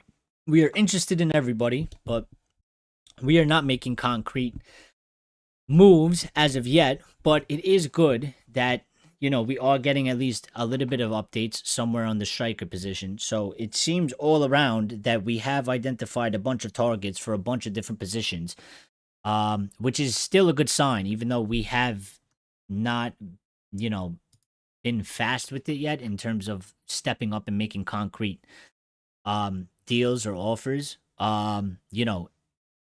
It is good that we have all these options. And they seem to be pretty concrete in terms of that, like, it's not just like talked about one day and then forgotten, like, 3 weeks later and nobody ever talks about it again. These people keep popping up and the names keep popping up for right now. So it seems like, the list is pretty set, but it's also pretty large, which I actually like. I like that because, again, it gives us multiple different options. We don't get screwed and dragged out by one club. We could always just walk away and go for a different player. Um, and that helps us in the negotiation stage as well. Delayed FC. Interested FC. Um, you guys line saying talented boy. Um, Xerxes strongly linked to Milan. Yes, he is. It was in there. He is strongly linked to Milan. He might end up in Milan. They might just be throwing our name in there and Arsenal's name. Maybe because maybe we are watching him, but maybe we're not serious about him. Maybe the agent is putting it out there to try and get Milan to jump, and then make the deal and go quicker and move to Milan. We'll see how it plays out. We'll see how it plays out. Um, he most definitely, maybe, probably will be going to Milan. It seems like the Milan links are probably the strongest out of us because that doesn't convince me either. Just saying Manchester United and Arsenal are interested, that's not convincing to me. That doesn't seem like we're, going to be making a move for him. He's probably maybe on the list, but there's probably other candidates ahead of him. So, and then for our last little thing here, and then we could just kind of do a free for all and then end the show. And we saved this one for last, which, yeah, I'm just not. You know what? I'm not even gonna say it. But so the update on Mason Greenwood here, smallest update, and it's coming from Sun Sport, so it is what it is. But Richard Moriarty, um, Fenerbahce have entered the race to sign Mason Greenwood. So there was that talk about, Juventus were interested and, you know, that they were going to put in an offer, or they might have put in an offer. Uh, I knew Grace is going to be happy about this. Um, yeah, but so Fenerbahce is now in there, right? Apparently. So, but this is good. This is good because the more clubs that are interested in him as well. Same thing for Sancho, right? The more clubs that get involved, the better for us because we might potentially be able to work out getting a deal, right? Getting a higher price, which only benefits us. And the higher price that we could get on Greenwood, the better, because Greenwood is straight pure profit for FFP and PSR and all that jazz, right? So we can we can definitely, um there's definitely money to be made from him for sure. And like I've said before, from obviously he's not really speaking much, and there isn't really news coming out from somebody like inside of his camp or whatever it is. But the feeling and the indication that I always got about this is, while he was unable to play, I feel like he was really desperate to come back to Manchester United. I think that was all he wanted to do. I don't think he wanted to go anywhere else. I think he wanted to be at Manchester United, and he didn't even want to consider other options. I think the way it sort of played out, um, and then him obviously ending up getting his loan to Getafe, I think he sort of accepted it, but then also realized that, like, I don't really want to be there anymore anyway. I don't really want to continue there. I'm okay with going somewhere else now. Whereas in the beginning, I don't think he was, and he was really pushing to try and get his spot back in there. And he was reluctant, but now I just get this feeling of like that, like he's not even really pushing to come back to the club. I think he's accepted it, and I think he wants to just go and play football, and he's totally fine with just going to a different club. And at this point, he'll probably just pick out of all his options, and that's it. Unfortunately, because he was a good talent, um, but that ship for me has sailed because he just hasn't been involved with us anyway. For we've gone on without him. It's been what, 2 or 3 seasons now, right? So I think it's just at the point of just like move on. Both parties move on. It'll never go back to what it was once. Kind of like, a relationship with an ex or something like that. Like, yeah, it was ended for a reason. You hadn't seen each other for 2 years or something like that. There's a moment in time where you could possibly maybe get back together, but then you kind of just sit there and go, really, what's the point? What is the point of it? We've been fine. You've been doing fine on your own, and I've been doing fine on my own. So there's no point to go back to it because potentially it might not be good for either one of us. So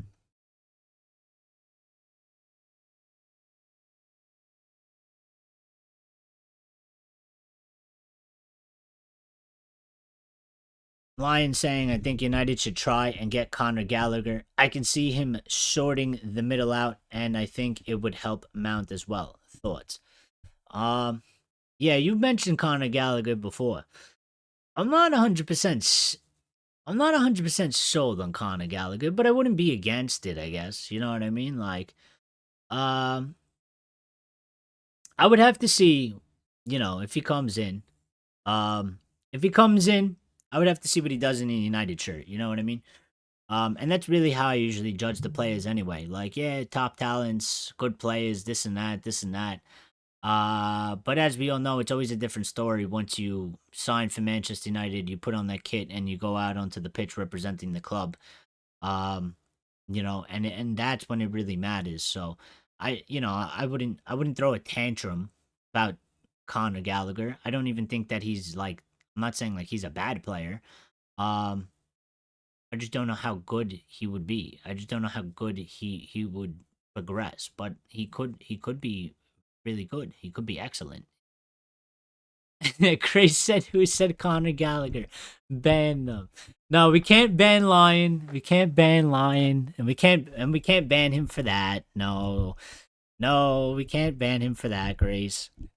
But I understand. Grace is very strongly opinionated. Don't take it to heart, Lion. Don't take it to heart.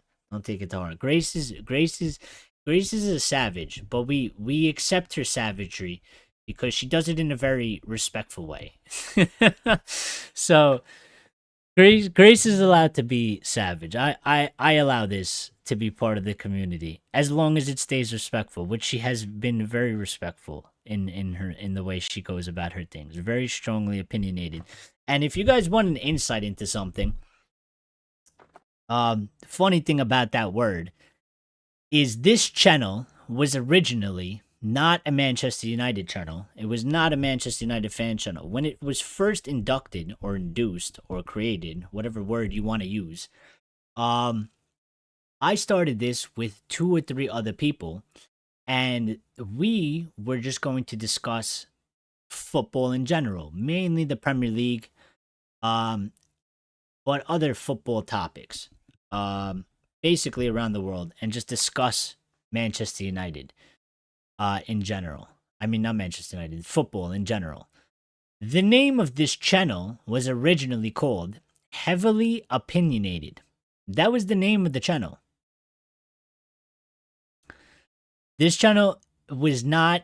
Listen, it was originally no, it wasn't. I all the videos were removed, and I rebranded it, and I did it all because it kind of fell off. It didn't work out with the other people that were involved. And then I still wanted to continue doing this.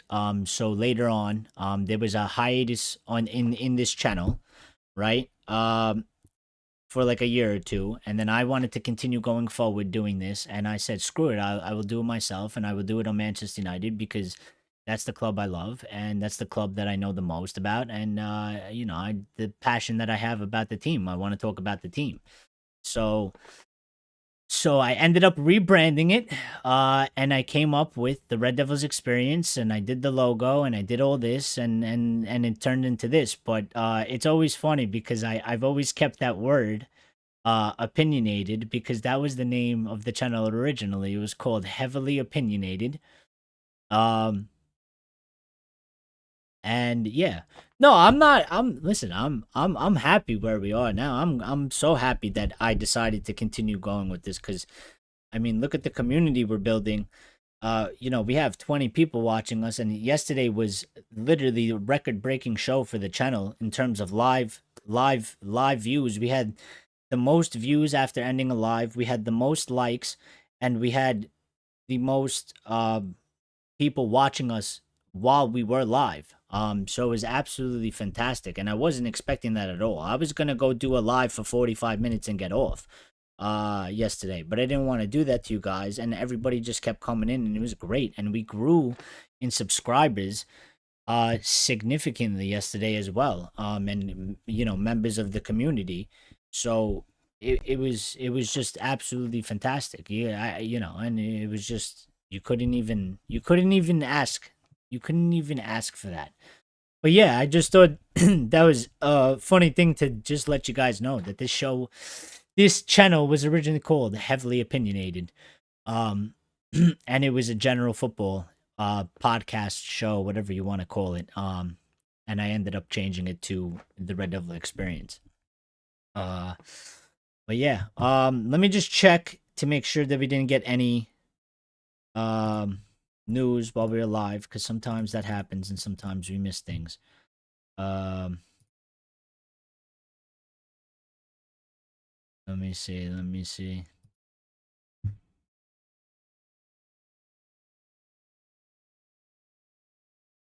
Newcastle United.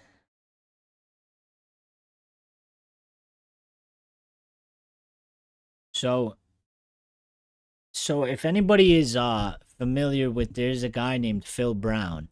Um he he used to be in and out, or like he knows things about um Manchester United. He's been on like NBC Sports, Talk Sport, a couple other things.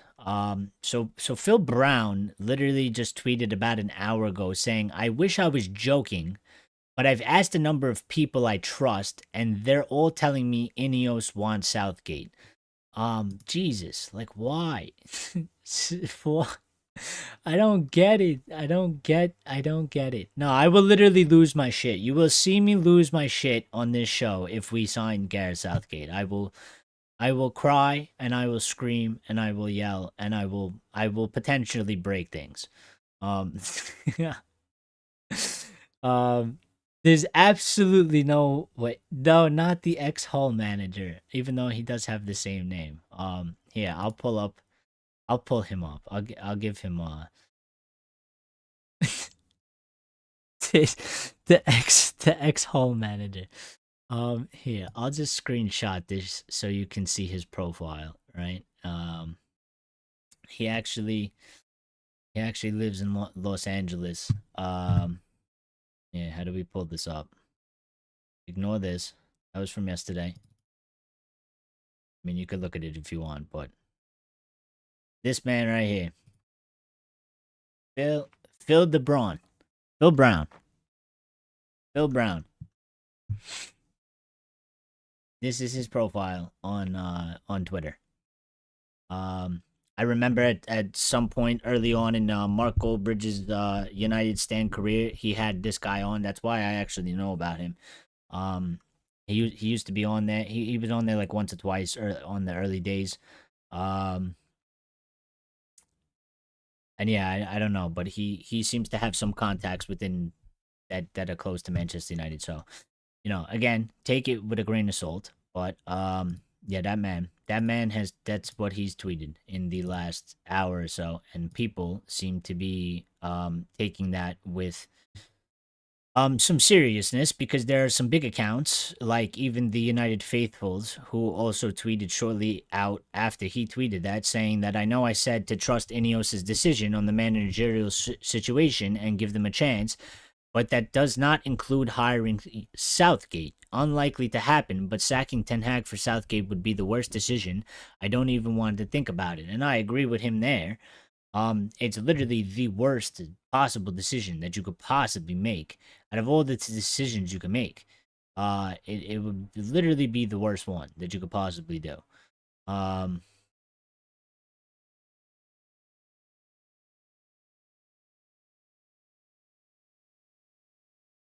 and yeah, just So, but yeah, so pretty much what we're left with right now is with Tuchel and Poch being ruled out is we have Thomas Frank, De Zerbi, Potter, and Southgate. Even though Potter hasn't been talked about for quite some time now, so I also feel like he's not really in it.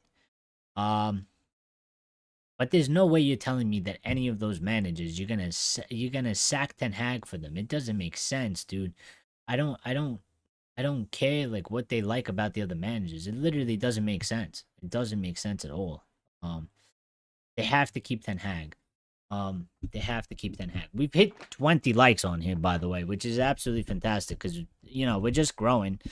Um, and obviously, not every show is gonna be like the one we had yesterday, right? Yesterday was fantastic, and we take those as we get them. You know, back to back days.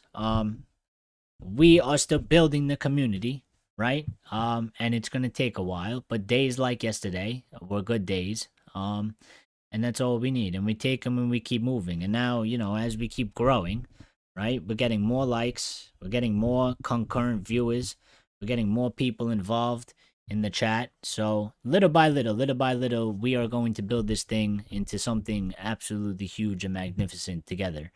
Um, let me see what you guys are saying before we get out of here, because we have been an hour and 40, so pretty good timing today. Even though they probably should be shorter, but you know what? As I said yesterday, I am here for the community and the people. Screw the YouTube algorithm or whatever it is that these guys do, that they only do 45-minute shows. I am here for the community. So we will stay as long as I feel like it is good to do. Um, Richard saying, don't take anything he says as true. If he was on Goldberg's show, he knows nothing about football. Well, I mean, this was like a while ago, but people seem to they do respect him, right? But he wasn't on Goldberg's show like that. Like he was more like a guest. Like he wasn't like he wasn't actually part of the United stand. He was just more of like somebody that Mark bring on because this guy has contacts and he has sources, and this was like before Mark had like his other you know contacts and sources that he talks about. um so and he was only on there like once or twice. I'm just saying that's why I actually know of him, because he was like, when before I created this, I was watching Goldberg all the time, and that's I seen that. I remember seeing him there. I didn't know who the guy was. He lives in America, he lives in California, still has contacts to Manchester United somehow. He's not a supposed like journalist per se, but yeah. Richard saying I would like Potter, Harry Potter. Yes, that's the only Potter that we like is Harry Potter. Um, and if we got Harry Potter as a manager, I think we would be absolutely, we would be golden, because he could just cast a bunch of spells, and we would win the league. Cast a spell, tell Hermione to cook up a spell, so that none of our players get injured. Tell her to cook up another spell so that all our players are like performing peak ability. No shit seasons. We got everybody scoring 30 plus goals on the team. We would be cooking. We would be absolutely cooking. Harry Potter for manager.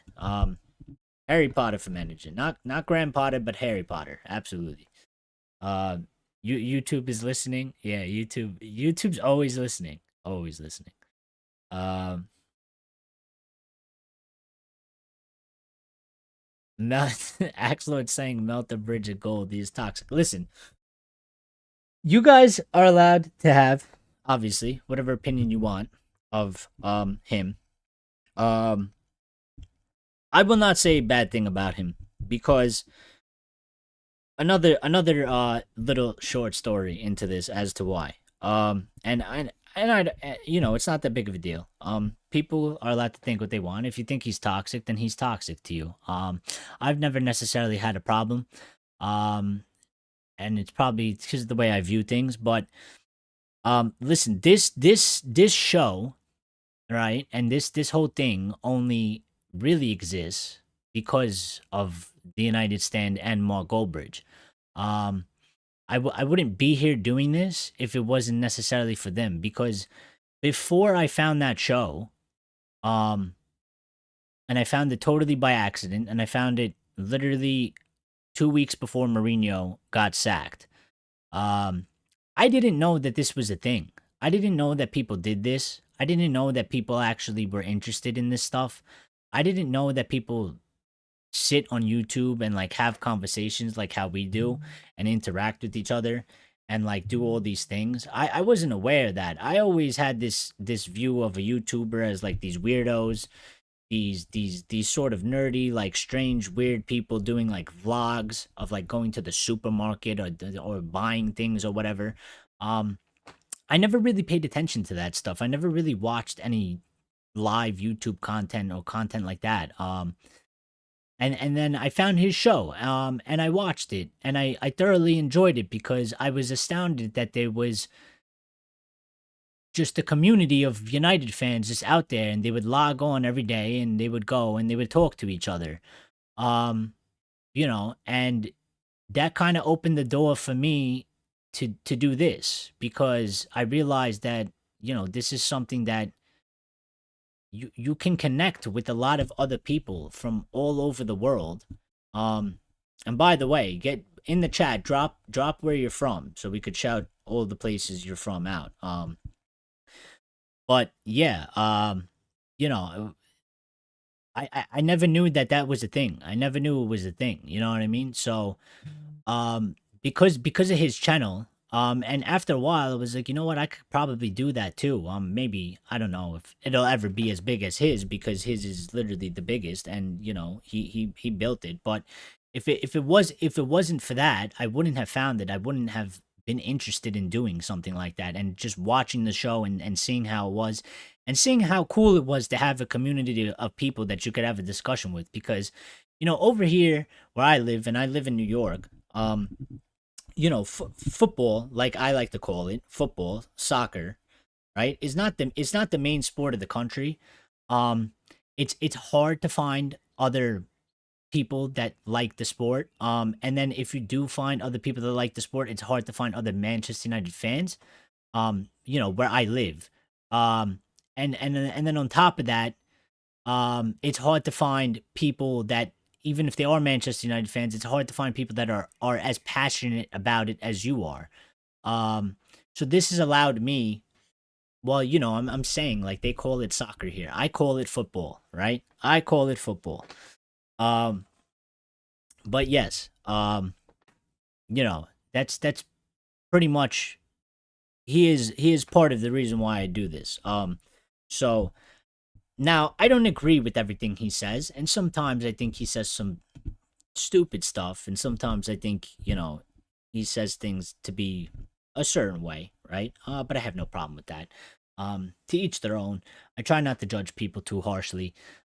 Just as long as you don't do anything that's extremely vile, um, towards other human beings, or something like that to that. Yeah. So that's why I just won't say anything bad about it.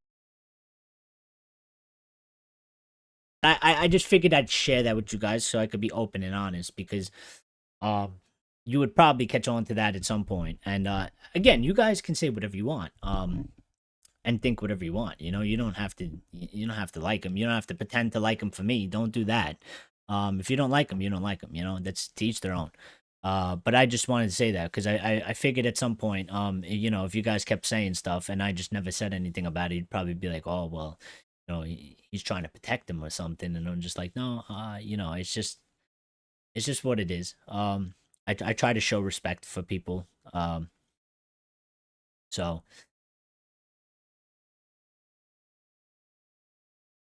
yeah, yeah, you can still believe he's toxic, absolutely. Um, I prefer Sam from United People's TV. Few Goldberg streams I didn't vibe with. Is his vibe? Well, I don't even watch it too much anymore. I watch his when he does his show every once in a while. I don't watch the others. And then my alternative to that is, yeah, you guys ever do you guys watch Flex? Do you guys watch the United View and KG and Owen? Do you guys watch that? Because I fairly enjoyed their content, and I watch them a lot. KG is one of my favorite people. He's absolutely hilarious. Anytime you're ever feeling bad, right? If you just go watch KG, he'll put you in a good mood. He's just naturally funny guy. He's absolutely hilarious. Um, and then sometimes he says some crazy stuff, but when he gets serious, he makes some very very valid points. Um, Grace was saying, I just want to talk about what the manager can do better if he got another season, rather than just listening to people shouting and screaming Eric Ten Hag out. I mean, but that's what we should all be doing, right? Um, yeah, United View X, the United Stand. Enough said. Yeah, I mean, yeah, yeah. Well, listen, they had their own reasons to go do what they had to do. You know what I mean?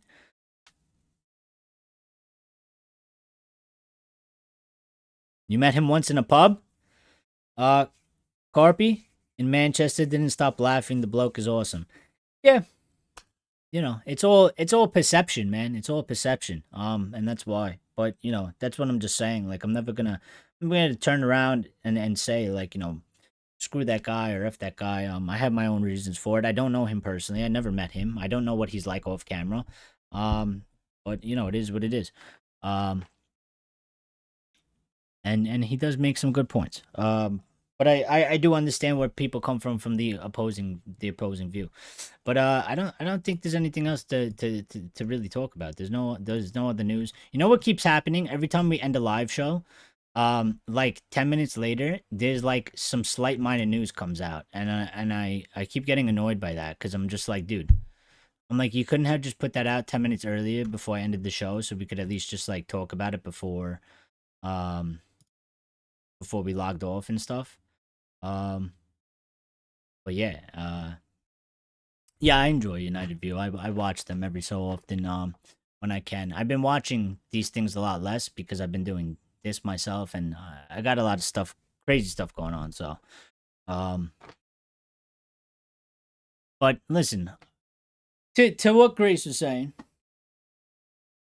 Eric Ten Hag. Um, what do we think for next season if he stays? Um, and what do you think can happen? Obviously, there's a lot of factors going on. So, if we get to the situation where he stays on, but he's not given a contract extension, so he has he has 1 year left on his contract, which would be the season that we're going into, right? What do you guys think he would have to do to keep his job after that season? Because I don't know what he would do, what he would have to do to necessarily get a new contract. If there is anything that he could do to get a new contract, maybe they just let him go on for 1 more year, and then they're like, listen, your contract's up, and we're definitely moving on this time. Um,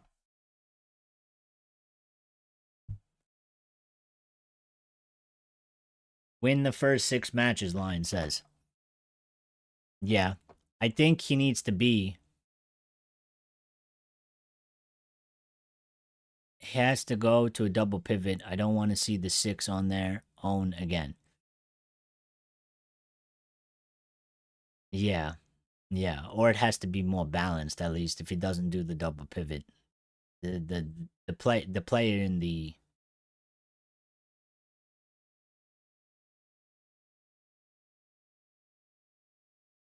box to box has to be like way better if he's not going to do a double pivot.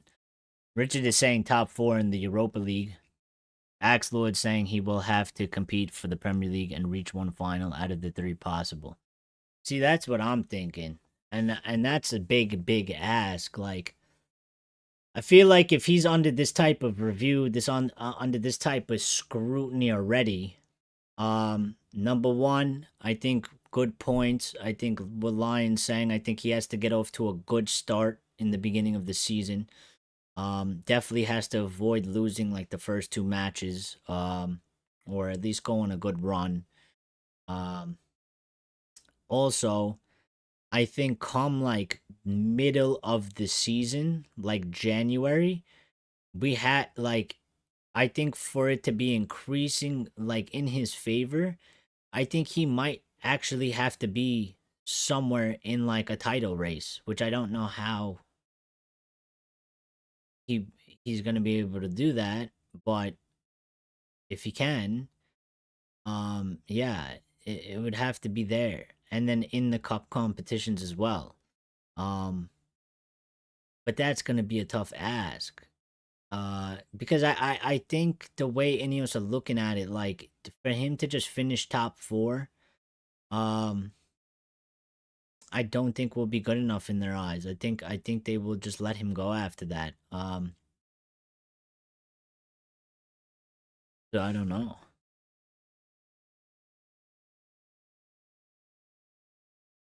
No, I don't think they'll change him mid-season. I just think that I don't think they'll change him mid-season. I think they'll let him go at the end of the season. But what I'm saying is like they will they will make a decision probably halfway through the season of like based on where we are in the position. So like January, if we're like outside the top four and we're off like a bunch of points, they might just be like, yeah, it's done and dusted.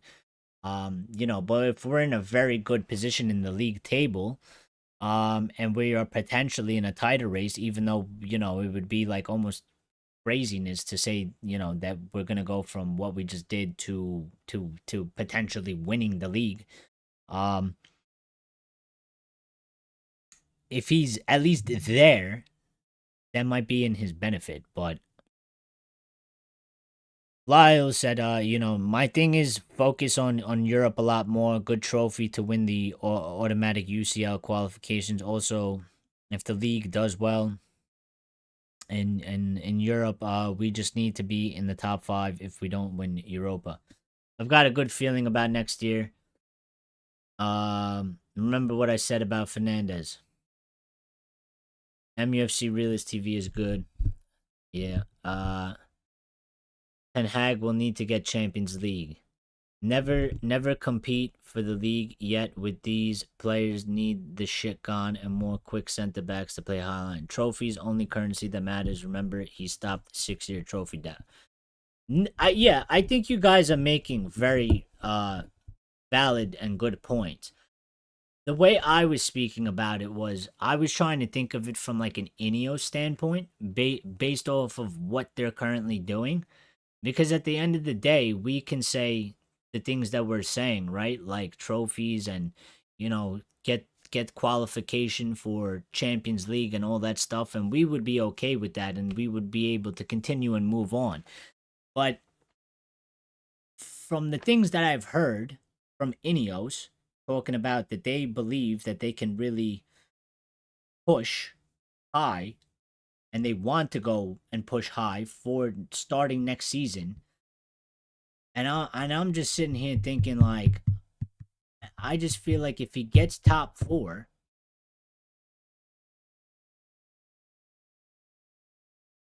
like okay, he gets Champions League qualification, he gets top 4 but doesn't really push in terms of the league, and then I don't know. Maybe if he wins the European Cup, like that might help him. But I think winning a Carabao or a FA Cup, I don't think it's gonna help him in terms of from the standpoint of INEOS. I don't think it'll help him. I don't think so. I hope I'm wrong, but I hope I'm wrong. But I just don't know. I just feel like INEOS they're gonna put some, even if they don't replace him this time, like I feel like there's gonna be some really high and almost unfair expectations that they're gonna put on him that it's gonna be like really, really hard to fucking meet. And they'll probably just end up replacing him eventually anyway, you know? Uh Copy saying Champions League and a trophy, it will be third of fourth he will fight for. That's it. First and second already done. Well, that's what I'm saying. So I don't know, but yeah, but that's what I'm saying. So maybe if he could get the third, perform well in the cup competitions, what if he wins like 2 cups? Maybe they take that into consideration. I hope they do. I hope they're not like stupid. You know what I mean? Grace is saying, I don't think any manager gets this squad higher than fourth. Teams are going to get stronger next season. We need a good transfer window. I absolutely agree with you, Grace. And that's what I think as well. But they INEOS seem to not think that. So, and that's why I'm saying the things I'm saying, because like they seem like they don't think that. They think that that somehow they can push way higher, and I'm like, I don't understand where are they fucking seeing that from? Where are they getting that in their heads that because there was a statement that came out and said that like INEOS really they believe that they can push for higher things and they really want to do it next season. And that was part of the reason as to why they were reviewing Ten Hag's job and maybe thinking about replacing him. And I'm just like, yeah, but if you don't fix the rest of the shit at the club, and you, Sir Jim Ratcliffe, have admitted yourself that the environment for the manager has not been a good one in over 10 years for any manager, then how can you expect these things? And that's to the point that Grace was saying, is that like I don't think any manager gets this squad really higher than fourth. Teams are getting stronger. They operate already better than us. We are still in a mess that we need to fix, and we need to have a good transfer window. So um Richard saying, I don't think top four on its own would be enough for him. No, neither do I. Stephanie said, like I said previously, don't want to sack managers that win trophies like Chelsea did under Roman. No, I don't agree with it either. It doesn't make sense. He's already doing half his job. Um, winning the European Cup didn't help Mourinho. It did not. Winning the FA Cup didn't help Van Gaal. And winning the FA Cup might not help Eric Ten Hag, because we still don't know what they're gonna choose to do. Lyle is saying, win Europa League, that will see a good upgrade each season. Carabao, FA Cup, Europa, then we are on the path to EPL or UCL eventually. Yeah, I agree with that as well. Or the hope would be that INEOS see it that way, because we don't know what they actually think or see, other than what gets reported. Having a good window isn't that simple anymore, though. It isn't, but we need to try and have the best window we possibly can. That is the aim, and should always be the aim. Obviously, sometimes you're gonna have a better window than others. But the point is, you need to try and have the best window or aim for the best window you possibly can, and then just go from there. Also, I think it's kind of just ridiculous that so it's sort of a mess.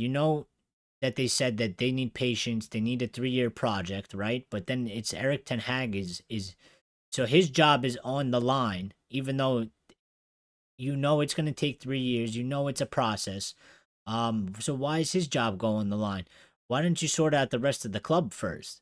Why don't you give him a couple more years? He's already been here for 2. What is the big difference? He's already 2 years into the process. You know? A lot of the shit, there's a lot of arguments for back and forth. So, Steph saying, Arsenal and Liverpool owners have backed the managers properly the last 5 years, unlike United's owners. Well, I think they felt like they were backing the owners. I mean, they were backing the managers because they were signing these players for these big wages, but they weren't like backing them because there was no real plan. It wasn't like a strong concrete plan with a real idea and a direction and a sense of direction. It was just like stupidness. So they might argue, well, like, look, we spent 80 million on this player and we got this guy and he was supposed to be a top talent. It just hasn't worked out. It's like, no, you idiots. Like you literally signed the wrong people for the wrong amount of money. And you signed like different types of players that went for like 3 different types of managers, and we've ended with this clusterfuck. So we that's why we need to stick to one plan, go forward, and move with that in one direction, and just keep building it, and building it, and get to where we gotta get to. There is no guarantee a new manager will get top four. There is no guarantee at all. Absolutely, absolutely, Grace. Um, Axel always said, I doubt Liverpool will reach top four next season. I mean, listen, there's a good possibility that they don't get top four. We have absolutely no clue how that's gonna go. It could go, it could go somehow crazily good. It could go okay, or it could be a complete disaster. Same thing with Chelsea and City and Arsenal. We know what to expect from.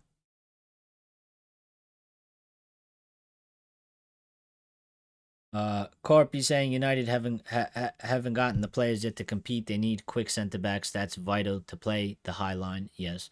To stop the gaps in the midfield, as will be more compact and need Maguire gone to slow it all. Start from center back. Modern football ownership is the name game, and then the inevitable blame game. Yes, yes, Steph. Yes. Very good words there. I like that. If Eric Ten Hag didn't get the power with transfers when he first arrived, who would have been in charge of transfers? Merton, Arnold. What could go wrong? They are bankers. They know nothing about football. Well, they still fucked it up for him anyway. They still fucked it up for him anyway. Who signed Anthony for that amount of money when he told them go get Anthony in June? Who screwed that up? That was them. They screwed that up. They could have got him for way cheaper. They're the ones that screwed it up. They're the ones that were running around half of Europe, flying to different countries, drinking like a mimosa, and then going back home empty-handed because they were trying to get a player. They tried to get Rabiot. They went to Barcelona to try and get Frankie. He wanted Kane. They couldn't do that deal. He wanted Kim Min Jae. They couldn't do that deal. They lost him to Bayern because they were sleeping. There was so many shit that they fucked up for him, even if he was in charge of transfers. But he wasn't doing the negotiations. He wasn't doing any of that shit. He was just basically like, okay, list the players, get me that player. And you just pick the player and they'd go for the player. But they still fucked it up all for him.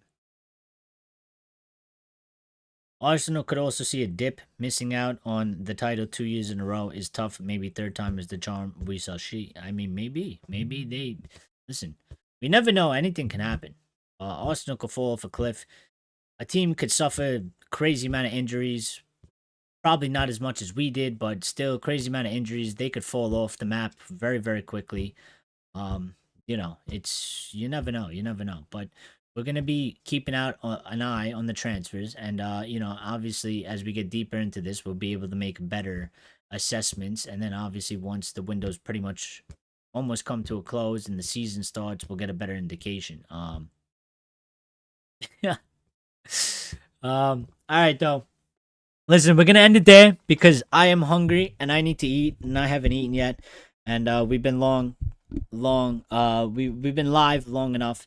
So thank you guys for tuning in. Thank you for everybody that smashed the like button. Thank you to everybody that's involved in the chat. Grace has been great. Lines, it was great to see you back in here. You've been absolutely fantastic. We missed you, Richard. Coffee's been in here doing fantastic things. Lyle's been in here doing some good things as always. We lost some people along the way. Stephanie and Grace mentioned to you guys. Axe Lord. See, almost forgot. Can't forget Axe Lord. Don't forget Axe Lord. And there was somebody else in here, but I lost him along the way. But thank you guys. No, you're not allowed to ban Grace. Don't ban Grace. Told you, Grace is savage, but she keeps it respectful. Okay? You can't ban Grace. Grace has to stay. We need Grace. Grace is gonna be our bodyguard for the chat when we get invaded by like Arsenal fans or Liverpool fans or whoever it is. She is going to absolutely she's gonna scare them away for us. Okay, but yeah, great show, everybody. Thank you for tuning in. Greatly appreciated. Lyle's handing out Grace spread cards. And it was absolutely fantastic. So I'm very happy, very happy. Great show, and I just love everybody in this community. Everybody's fantastic. Makes me happy. I was literally sitting here this morning, and I was like, I have to go live, I was thinking about all you guys. And I'm really enjoying this, and hopefully we continue to grow this community to the most amazing thing we've probably ever been a part of, and I hope we can. So we will get there one day. We will get there one day. And please, if you guys aren't aware, which some of you might have been because you were there, I'm gonna put in a little reminder right now. I am going on vacation. June 18th, I am leaving. Right, so I will not be able to go live the 18th, to the 19th, pretty much, because I will be in the air traveling. After that, I'm going to have to set up a remote thing for the live shows. I don't know how it's gonna go, so the first time can be a disaster. It's gonna be on a laptop. The laptop's not the greatest. I might have to do it on my phone. The microphone situation, I gotta figure it out. Time difference and all that stuff. So I just want to warn you guys. June 18th, I'm gonna be on a flight. I'm gonna be out of here. And then we will get back to the live. So just keep that in mind. But obviously we'll be going live before I head out of here. So thank you guys, and I will catch you guys on the next one. Take care. Have a good night. Get some rest. Go to bed. If you got work tomorrow, you got work tomorrow. Get ready for that. And pack your studio easy. Yeah, I wish there was. I got about 27 kilos of clothes that I'm taking with me in a bag. And that. No, I can't. Listen, Lion, I can't just take my holiday. You want to know why? Because it's not a normal holiday, buddy. I'm literally going there for 2 months. I can't. I will not just abandon everybody for 2 months and just not do a live. And that's why I'm saying this. That's why I'm kind of making it like a bigger deal than it actually is. It's not like I'm going for a week. If I was going for a week, I go for a week. If it was like 2 weeks, 2 weeks. I'm literally going for 2 months. So I'm not just gonna abandon 2 months, miss the whole transfer thing and all that, and leave you guys without a show. So, so yeah, I got like 27 kilos of clothes and in a bag that is an allowance of 25 kilos. So we already got problems with that. So I don't know how. I might have to pay for an extra luggage or something. But I'll see you guys later. Thank you. Take care. We might have to go live again tomorrow. No, I'm already pretty much packed. Don't worry about that. I got pretty much everything already. I just got to put it in there, but it's all picked out. But we might have to go live again tomorrow because I don't know what we're gonna get. But again, it's always gonna be at this time that we've been going live at, so just look out for that. I'm sorry I can't give you like specific days. But we will see. We will see. We will see. If not tomorrow, then I will try and hit something on a Tuesday or Wednesday. But cheers. Have a good night, guys.